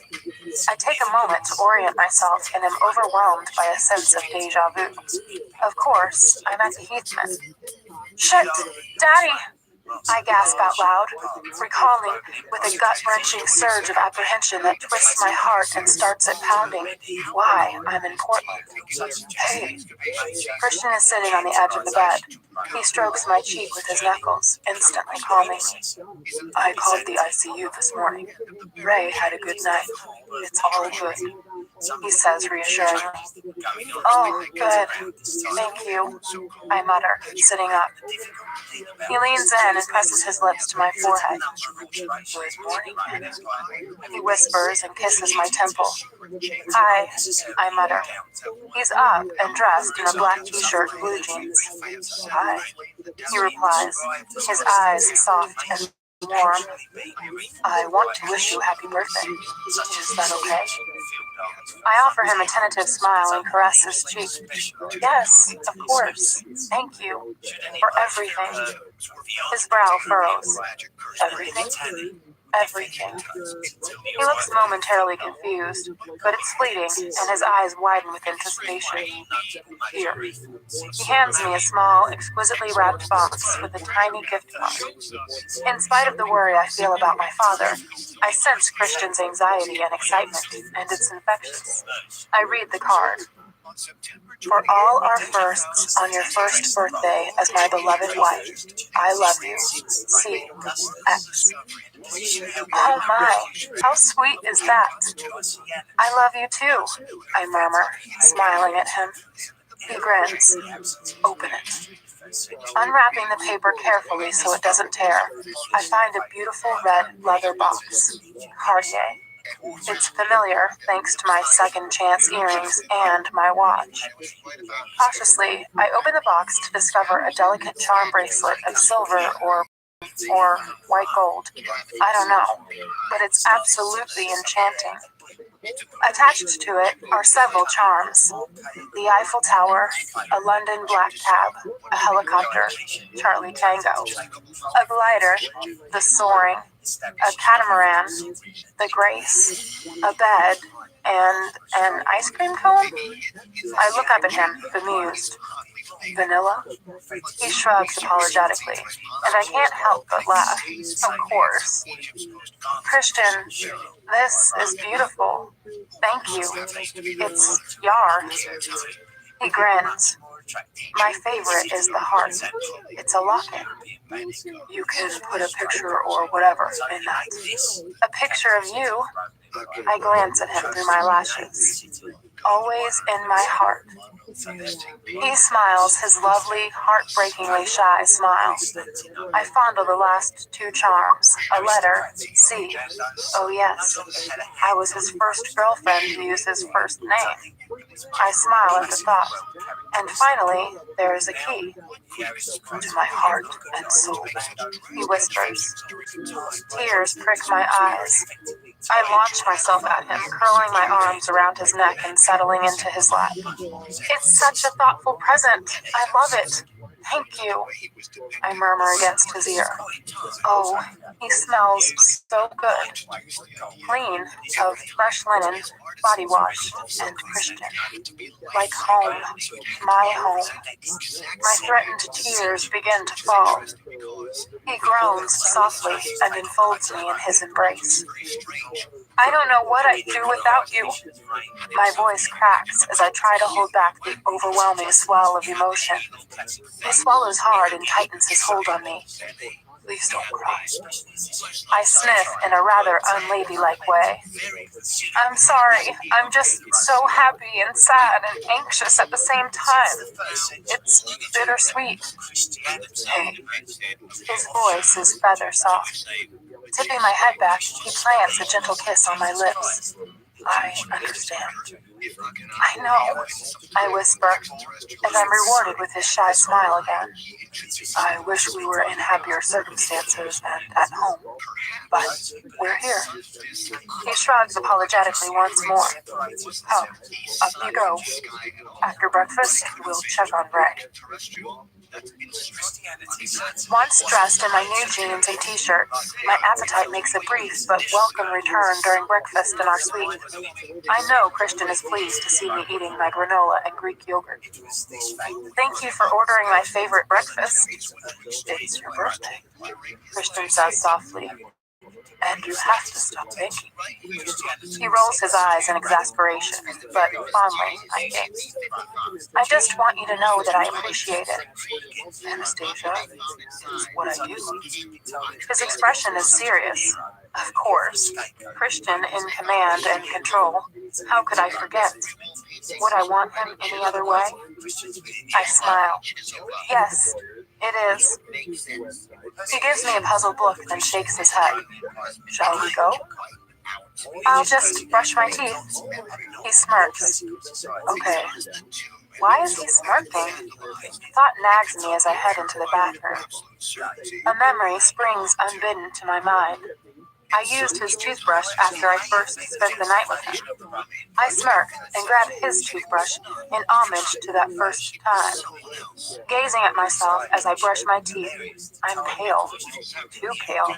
But then, I'm always pale. The last time I was here, I was single, and now, I'm married at 22. I'm getting old. I rinse out my mouth. Holding up my wrist, I shake it, and the charms on my bracelet give a satisfying rattle. How does my sweet 50 always know exactly the right thing to give me? I take a deep breath, attempting to stem the emotions still lurking in my system, and gaze down at the bracelet once more. I bet it cost a fortune. Ah, well, we can afford it. As we walk to the elevators, Christian takes my hand and kisses my knuckles, his thumb brushing over Charlie my bracelet. You like? More than like. I love it. Very much. Like you. He smiles and kisses my knuckles once more. I feel lighter than I did yesterday. Perhaps because it's morning and the world always seems a more hopeful place than it does in the dead of night. Or maybe it's my husband's sweet wake-up. Or maybe it's knowing that Ray is no worse. As we step into the empty elevator, I glance up at Christian. His eyes flicker quickly down to mine, and he smirks again. Don't. He whispers as the doors shut. Don't what? Look at me like that. Fuck the paperwork, I mutter, grinning. He laughs, and it's such a carefree, boyish sound.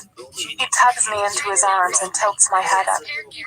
Someday, I'll rent this elevator for a whole afternoon. Just the I arch my brow. Mrs. Gray, you are greedy. When it comes to you, I am. I'm very glad to hear it. He kisses me gently. And I don't know if it's because we are in this elevator, or because he's not touched me in more than 24 hours, or if he's just my intoxicating husband. But desire unwinds and stretches lazily deep in my belly.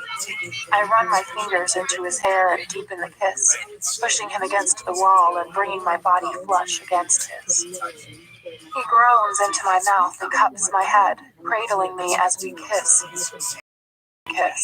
Our tongues exploring the oh-so-familiar but still oh-so-new, oh-so-exciting territory that is the other's mouth. My inner goddess, bringing my libido back from Perda. I caress his dear, dear face in my hands. Anna, he breathes. I love you, Christian Grey. Don't forget that. I whisper as I gaze into darkening gray eyes. The elevator comes smoothly to a halt and the doors open. Let's go and see your father before I decide to rent this today. He kisses me quickly, takes my hand, and leads me into the lobby. As we walk past the concierge, Christian gives a discreet signal to the kindly middle-aged man standing behind the desk. He nods and picks up his phone. I glance questioningly at Christian, and he gives me his secret smile. I frown at him, and for a moment, he looks nervous.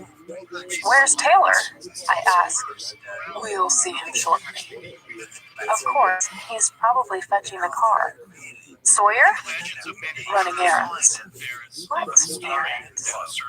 Christian avoids the revolving door, and I know it's so he doesn't have to release my hand. The thought warms me. Outside, it's a mild, late summer morning, but the scent of the coming fall is in the breeze. I glance around, looking for the Audi SUV, and Taylor. No sign. Christian's hand tightens around mine, and I look up at him. He seems anxious. What is it? He shrugs. The hum of an approaching car engine distracts me. It's throaty, familiar. As I turn to find the source of the noise, it stops suddenly. Taylor is climbing out of a sleek white sports car parked in front of us. Oh shit! It's an R8! I whip my head back to Christian, who's watching me warily. You can buy me one for my birthday. A white one, I think. Happy birthday, he says. And I know he's gauging my reaction. I gape at him because that's all I can do. He holds out a key. You are completely over the top, I whisper. He's bought me a fucking Audi R8. Holy shit. Just like I asked. My face splits in a huge grin, and I jump up and down on the spot in a moment of unguarded and unbridled overexcitement. Christian's expression mirrors mine, and I dance forward into his waiting arms. He swings me around. You have more money than sense, I whoop. I love it. Thank you. He stops and dips me low suddenly, startling me, so that I have to grasp his upper arms. Anything for you, Mrs. Gray. He grins down at me. Oh my, what a very public display of affection. He bends and kisses me. Oh, let's go see your dad. Yes, and I get to drive? He grins down at me. Of course, it's yours. He stands me up and releases me, and I hurry around to the driver's door. Taylor opens it for me, smiling broadly. Happy birthday, Mrs. Gray. Thank you, Taylor. I startle him by giving him a swift hug, which he returns awkwardly. He is still blushing when I climb into the car, and he closes the door promptly once I'm inside. Drive safe, Mrs. Gray, he says gruffly. I beam up at him, barely able to contain my excitement. Will do, I promise, putting the key in the ignition as Christian stretches out beside me. Take it easy. Nobody's chasing us now, he warns. When I turn the key, the engine thunders to life. I check the rear view and side mirrors and, spotting a rare moment of clear traffic, execute a huge, perfect U-turn and roar off in the direction of OSHU. Whoa! Christian exclaims, alarmed. What? I don't want you in the ICU beside your father. Slow down, he growls, not to be argued with. I ease off the accelerator and grin at him. Better? Much, he mutters, trying hard to look stern and failing miserably. Ray's condition is the same. Seeing him grounds me after the heady road trip here. I really should drive more carefully. You can't legislate for every drunk driver in this world. I must ask Christian what's become of the asshole who bit Ray. I'm sure he knows. In spite of the tubes, my father looks comfortable, and I think he has a little more color in his cheeks. While I tell him about my morning, Christian wanders off to the waiting room to make phone calls. Nurse Kelly hovers, checking Ray's lines and making notes on his chart. All his signs are good, Mrs. Gray. She smiles kindly at me. That's very encouraging. A little later, Dr. Crow appears with two nursing assistants and says warmly, Mrs. Gray, time to take your father up to radiology. We're giving him a CT scan to see how his brain is doing. Will you be long? Up to an hour. I'll wait. I'd like to know. Sure thing, Mrs. Gray. I wander into the thankfully empty waiting room, where Christian is talking on the phone, pacing. As he speaks, he gazes out the window at the panoramic view of Portland. He turns to me when I shut the door, and he looks angry. How far above the limit? I see. All charges, everything. Anna's father is in the ICU. I want you to throw the fucking book at him, Dad. Good. Keep me informed. He hangs up. The other driver? He nods. Some drunken trailer trash from southeast Portland. He sneers, and I'm shocked by his terminology and his derisory tone. He walks over to me, and his tone softens. Finished with Ray? Do you want to go? No. I peer up at him, still reeling at his display of contempt. What's wrong? Nothing. Ray's being taken to radiology for a CT scan to check the swelling in his brain. I'd like to wait for the results. Okay, we'll wait. He sits down and holds out his arms. As we're alone, I go willingly and curl up in his lap. This is not how I envisaged spending today. Christian murmurs into my hair. Me neither, but I'm feeling more positive now. Your mom was very reassuring. It was kind of her to come last night. Christian strokes my back and rests his chin on my head. My mom is an amazing woman. She is. You're very lucky to have her. Christian nods. I should call my mom. Tell her about Ray. I murmur, and Christian stiffens. I'm surprised she hasn't called me. I frown in a moment of realization. In fact, I feel hurt. It's my birthday after all, and she was there when I was born. Why hasn't she called? Maybe she did, Christian says. I fish my BlackBerry out of my pocket. It shows no missed calls, but quite a few texts. Happy birthdays from Kate, Jose, Mia, and Ethan. Nothing from my mother. I shake my head despondently. Call her now, he says softly. I do, but there's no reply. Just the answering machine. I don't leave a message. How can my own mother forget my birthday? She's not there.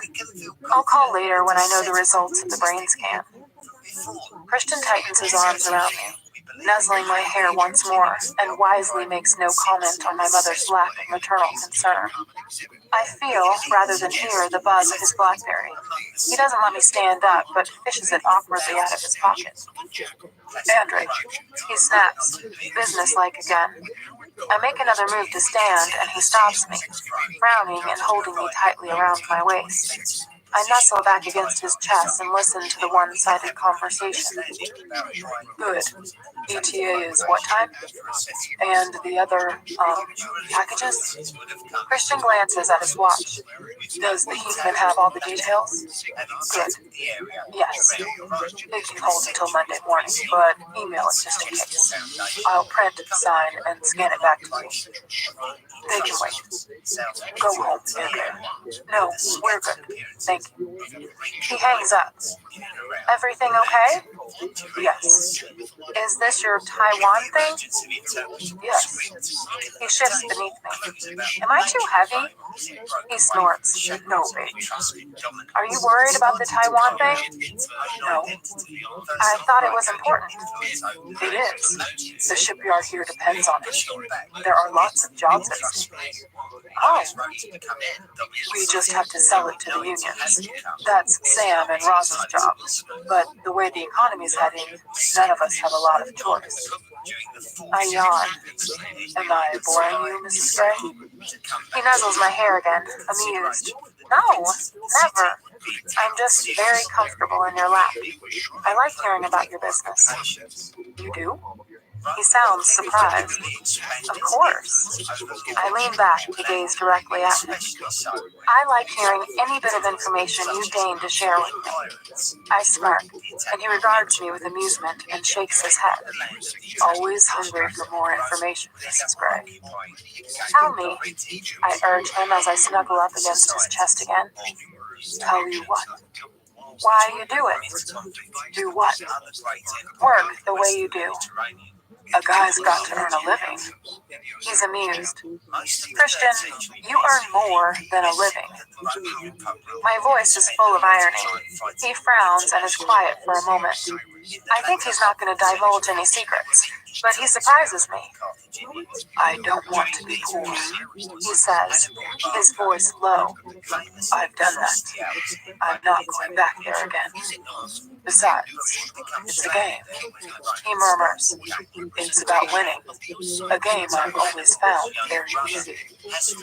Unlike life, I murmur to myself. Then I realize I said the words out loud. Yes, I suppose. He frowns. Though it's easier with you. Easier with me? I hug him tightly. It can't all be a game.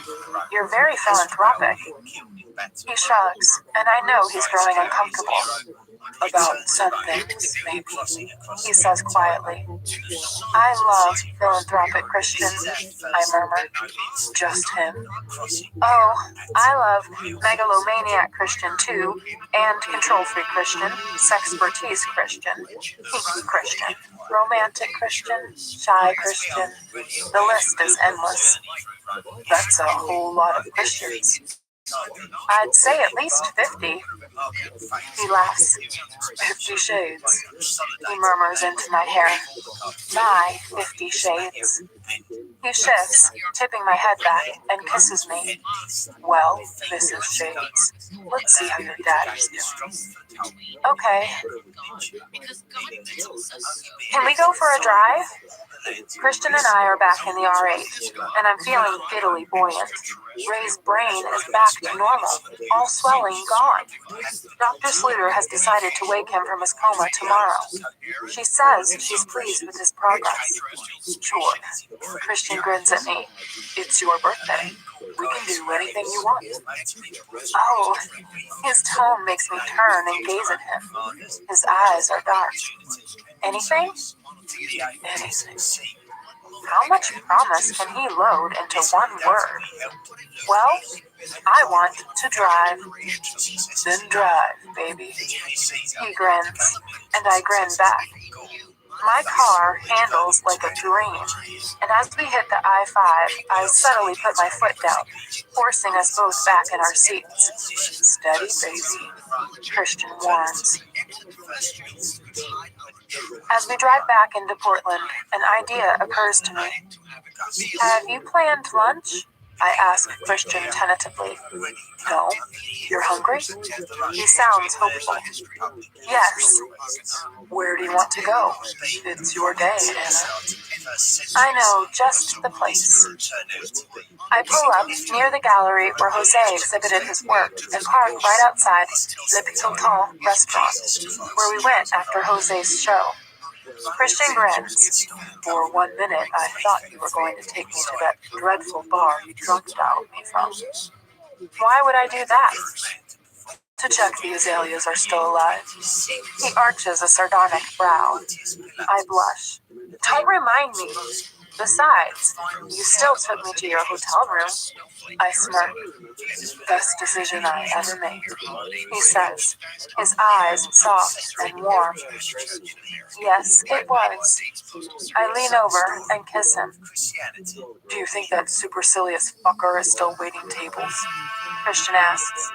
Supercilious? I was fine. He was trying to impress you. Well, he succeeded. Christian's mouth twists in amused disgust. Shall we go see? I offer. Lead on, Mrs. Gray. After lunch and a quick detour to the Heath Bank at Christian's laptop, we return to the hospital. I spend the afternoon with Ray, reading aloud from one of the manuscripts I've been sent. My only accompaniment is the sound of the machinery keeping him alive, keeping him with me. Now that I know he's making progress, I can breathe a little easier and relax. I'm hopeful. He just needs time to get well. I've got time. I can give him that. I wonder idly if I should try calling Mom again, but decide to do it later. I hold Ray's hand loosely as I read to him. squeezing it occasionally, willing him to be well. His fingers feel soft and warm beneath my touch. He still has the indentation on his finger where he wore his wedding ring, even after all this time. An hour or two later, I don't know how long, I glance up to see Christian, laptop in hand, standing at the end of Ray's bed with Nurse Kelly. It's time to go, Hannah. Oh. I clasp Ray's hand tightly. I don't want to leave him. I want to feed you.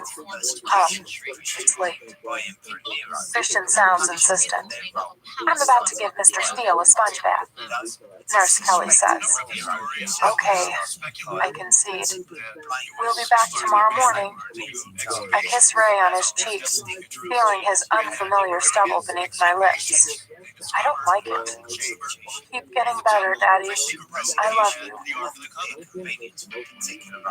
I thought we'd dine downstairs, in a private room, Christian says, a gleam in his eye as he opens the door to our suite. Really? Finish what you started a few months ago? He smirks. If you're very lucky, Mrs. Gray. I laugh. Christian, I don't have anything dressy to wear. He smiles, holds out his hand, and leads me into the bedroom. He opens the wardrobe to reveal a large white dress bag hanging inside. Taylor? I ask. Christian, he replies, forceful and wounded at once. His tone makes me laugh. Unzipping the bag, I find a navy satin dress and ease it out. It's gorgeous, fitted with thin straps. It looks small. It's lovely. Thank you. I hope it fits. It will, he says confidently. And here. He picks up a shoebox. Shoes to match. He gives me a wolfish smile. You think of everything. Thank you. I stretch up and kiss him. I do. He hands me yet another bag. I gaze at him quizzically. Inside is a black strapless bodysuit with a central panel of lace. He caresses my face, tilts my chin, and kisses me. I look forward to taking this off you later. Fresh out of my bath, washed, shaved, and feeling pampered, I sit on the edge of the bed and start up the hairdryer. Christian wanders into the bedroom. I think he's been working. Here, let me, he says, pointing to the chair in front of the dressing table. Dry my hair? He nods. I blink at him. Come, he says, regarding me intently. I know that expression, and I know better than to disobey. Slowly and methodically, he dries my hair, one lock at a time with his usual skill. You're no stranger to this, I murmur. His smile is reflected in the mirror, but he says nothing and continues to brush through my hair. It's very relaxing. When we step into the elevator on our way to dinner, we are not alone. Christian looks delicious in his signature white linen shirt, black jeans, and jacket. No tie. The two women inside shoot admiring glances at him and less generous ones at me. I hide my smile. Yes, ladies, he's mine. Christian takes my hand and pulls me close as we travel in silence down to the mezzanine level. It's busy, full of people dressed up for the evening, sitting and chatting and drinking, starting their Saturday night. I am grateful that I fit in. The dress hugs me, skimming over my curves and holding everything in place. I have to say, I feel attractive wearing it. I know Christian approves.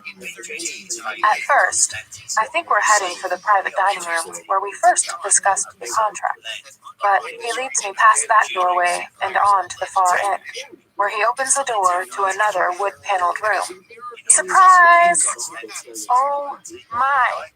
Kate and Elliot, Mia and Ethan, Eric and Grace, Mr. Rodriguez and Jose, and my mother and Bob are all there raising their glasses.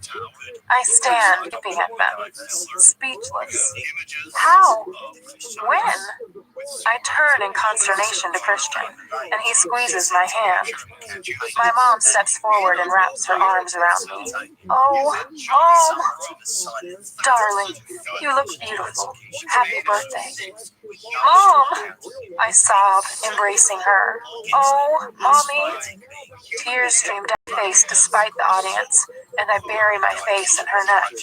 Honey, darling, don't cry. Ray will be okay. He's such a strong man. Don't cry. Not on your birthday. Her voice cracks, but she maintains her composure. She grasps my face in her hands and with her thumbs wipes away my tears. I thought you'd forgotten. Oh, Anna, how could I? 17 hours of labor is not something you easily forget. I giggle through my tears, and she smiles. Dry your eyes, honey. Lots of people are here to share your special day. I sniffle, not wanting to look at anyone else in the room, embarrassed and thrilled that everyone has made such an effort to come and see me. How did you get here? When did you arrive? Your husband sent his plane, darling. She grins, impressed, and I laugh. Thank you for coming, Mom. She wipes my nose with a tissue as only a mother would. Mom! I scold, imposing myself. That's better. Happy birthday, darling. She steps aside while everyone lines up to hug me and wish me happy birthday. He's doing well, Anna. Dr. Sluter is one of the best in the country. Happy birthday, Angel. Grace hugs me. You cry all you want to, Anna. It's your party. Jose embraces me. Happy birthday, darling girl. Eric smiles, tapping my face. Sup, babe? Your old man will be fine. Elliot enfolds me in his arms. Happy birthday. Okay. Taking my hand, Christian pulls me from Elliot's embrace. Enough fondling my wife. Go fondle your fiancé. Elliot grins wickedly at him and winks at Kate. A waiter I hadn't noticed before presents Christian and me with glasses of pink champagne. Christian clears his throat. This would be a perfect day if Ray were here with us. But he's not far away. He is doing well, and I know he'd like you to enjoy yourself, Anna. To all of you, thank you for coming to share my beautiful wife's birthday, the first of many to come. Happy birthday, my love. Christian raises his glass to me amid a chorus of happy birthdays, and I have to fight again to keep my tears at bay. I watch the animated conversations around the dinner table. It's strange to be cocooned in the bosom of my family, knowing the man I consider my father is on a life support machine in the cold clinical environs of the ICU. I'm detached from the proceedings, but grateful that they're all here. Watching the sparring between Elliot and Christian, Jose's ready, warm wit, Mia's excitement and her enthusiasm for the food, Ethan slyly watching her. I think he likes her, though it's hard to tell. Mr. Rodriguez is sitting back, like me, enjoying the conversations. He looks better, rested. Jose is very attentive to him, cutting his food, keeping his glass filled. Having his surviving parent come so close to death has made Jose appreciate Mr. Rodriguez more. I know. I gaze at Mom. She's in her element, charming, witty, and warm. I love her so much. I must remember to tell her. Life is so precious. I realize that now. You okay? Kate asks in an uncharacteristically gentle voice. I nod and clasp her hand. Yes, thanks for coming. You think Mr. Megabucks could keep me away from you on your birthday? We got to fly in the helicopter. She grins. Really? Yes, all of us. And to think Christian can fly it. I nod. That's kind of hot. Yeah, I think so. We grin. Are you staying here tonight? I ask. Yes, we all are, I think. You knew nothing about this? I shake my head. Smooth, isn't he? I nod. What did he get you for your birthday? This. I hold up my bracelet. Oh, cute. Yes. London, Paris, ice cream? You don't want to know. I can guess. We laugh, and I blush, recalling Ben and Jerry's and Anna. Oh, and an R8. Kate spits her wine rather unattractively down her chin, making us both laugh some more. Over the top bastard, isn't he? She giggles. For dessert, I am presented with a sumptuous chocolate cake blazing with 22 silver candles and a rousing chorus of happy birthday. Grace watches Christian singing with the rest of my friends and family, and her eyes shine with love. Catching my eye, she blows me a kiss. Make a wish, Christian whispers to me. In one breath, I blow out all the candles, fervently willing my father better. Daddy, get well. Please get well. I love you so. At midnight, Mr. Rodriguez and Jose take their leave. Thank you so much for coming. I hug Jose tightly. Wouldn't miss it for the world. Glad Ray is heading in the right direction. Yes, you, Mr. Rodriguez, and Ray have to come fishing with Christian and Aspen. Yeah? Sounds cool. Jose grins before he leaves to fetch his father's coat, and I crouch down to say goodbye to Mr. Rodriguez. You know, Adam, there was a time. Well, I thought you and Jose. His voice fades, and he looks at me, his dark gaze intense but loving. Oh no. I'm very fond of your son, Mr. Rodriguez, but he's like a brother to me. You would have made one fine daughter-in-law, and you do, to the grace. He smiles wistfully, and I blush. I hope you'll settle for friend. Of course. Your husband is a fine man. You chose well, Anna. I think so, I whisper. I love him so. I hug Mr. Rodriguez. Treat him good, Anna. I will, I promise. Christian closes the door to our suite. Alone at last, he murmurs, leaning back against the door, watching me. I step toward him and run my fingers over the lapels of his jacket. Thank you for a wonderful birthday. You really are the most thoughtful, considerate, generous husband. My pleasure. Yes, your pleasure. Let's do something about that. I whisper, tightening my hands around his lapels. I pull his lips to mine. After a communal breakfast, I open all my presents, then give a series of cheery goodbyes to all the Grays and Kavanaughs who will be returning to Seattle via Charlie Brown. My mom, Kirsten, and I head up to the hospital with Taylor driving, since the three of us would not fit into my R8. Bob has declined to visit, and I'm secretly.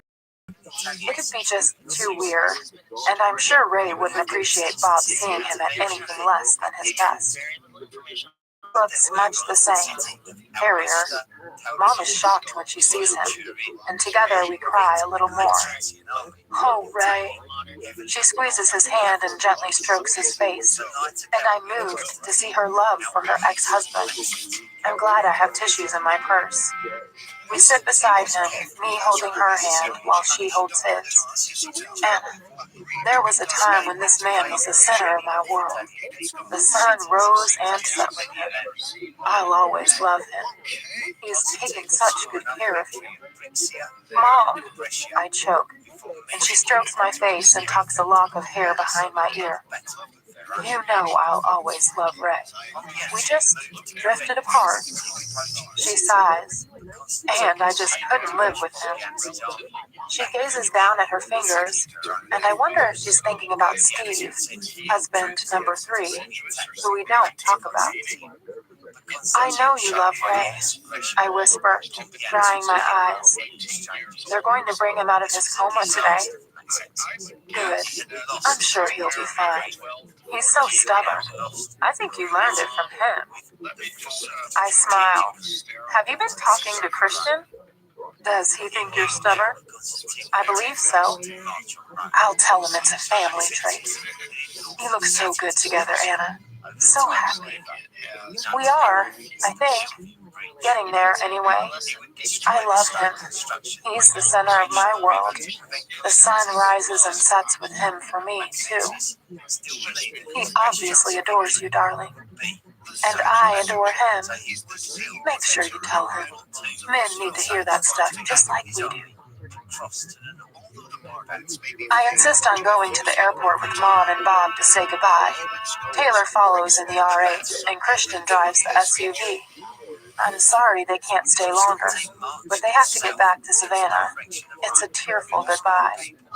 Take good care of her, Bob, I whisper as he hugs me. Sure will, Anna. And you look after yourself. Will do. I turn to my mother. Goodbye, Mom. Thank you for coming, I whisper, my voice hoarse. I love you so much. Oh, my darling girl. I love you too. And Ray will be fine. He's not ready to shuffle off this mortal coil just yet. There's probably a Mariners game he can't miss. I giggle. She's right. I resolve to read the sports pages of the Sunday newspaper to Ray that evening. I watch her and Bob climb the steps into the GEH jet. She gives me a tearful wave, then she's gone. Christian wraps his arm around my shoulder. Let's head back, baby. He murmurs. Will you drive? Sure. When we return to the hospital that evening, Ray looks different. It takes me a moment to realize that the suck and push of the ventilator has vanished. Ray is breathing on his own. Relief floods through me. I stroke his stubbly face and take out a tissue to gently wipe the spittle from his mouth. Christian stalks off to find Dr. Sluter or Dr. Crow for an update, while I take my familiar seat beside his bed to keep a watchful vigil. I unfold the sports section of the Sunday Oregonian and conscientiously begin reading out the report about the Sounders' soccer game against Real Salt Lake. By all accounts, it was a wild game, but the Sounders were defeated by an own goal from Casey Keller. I grip Ray's hand firmly in mine as I read it through. And the final score? Sounders 1, Real Salt Lake 2. Hey, Annie, we lost? No, Ray rasps, and he squeezes my hand. Daddy! Chapter 19. Tears stream down my face. He's back. My daddy is back. Don't cry, Annie. Ray's voice is hoarse. What's happening? I take up his hand in both of mine and cradle it against my face. You've been in an accident. You're in the hospital in Portland. Ray frowns, and I don't know if it's because he's uncomfortable with my uncharacteristic display of affection, or because he can't remember the accident. Do you want some water? I ask, though I'm not sure if I'm allowed to give him any. He nods, bewildered. My heart swells. I stand up and lean over him, kissing his forehead. I love you, Daddy. Welcome back. He waves his hand, embarrassed. Me too, Annie. Water. I run the short distance to the nurse's station. My dad! He's awake! I beam at Nurse Kelly, who smiles back. Page Dr. Sluter, she says to her colleague and hurriedly makes her way around to the desk. He wants water. I'll bring him some. I skip back to my father's bed. I feel so lighthearted. His eyes are closed when I reach him, and I immediately worry that he slipped back into a coma. Daddy? I'm here, he mutters, and his eyes flutter open as Nurse Kelly appears with a jug of ice chips and a glass. Hello, Mr. Steele. I'm Kelly, your nurse. Your daughter tells me you're thirsty. In the waiting room, Christian is staring fixedly at his laptop. deep in concentration. He glances up when I close the door. He's awake, I announce. He smiles and the tension around his eyes vanishes. Oh, I hadn't noticed before. Has he been tense all this time? He sets his laptop aside, stands, and embraces me. How is he? He asks as I wrap my arms around him. Talking, thirsty, bewildered. He doesn't remember the accident at all. That's understandable. Now that he's awake, I want to get him moved to Seattle. Then we can go home, and my mom can keep an eye on him. Already? I'm not sure he's well enough to be moved. I'll talk to Dr. Sluter, get her opinion. You miss home? Yes. Okay. You haven't stopped smiling, Christian says as I pull up outside the Heathman. I'm very relieved and happy. Christian grins. Good. The light is fading and I shiver as I step out into the cool, crisp evening and hand my key to the parking valet. He's eyeing my car with lust, and I don't blame him. Christian puts his arm around me. Shall we celebrate? He asks as we enter the foyer. Celebrate? Your dad. I giggle. Oh, him. I've missed that sound. Christian kisses my hair. Can we just eat in our room? You know, have a quiet night in? Sure. Come. Taking my hand, he leads me to the elevators. That was delicious, I murmur with satisfaction.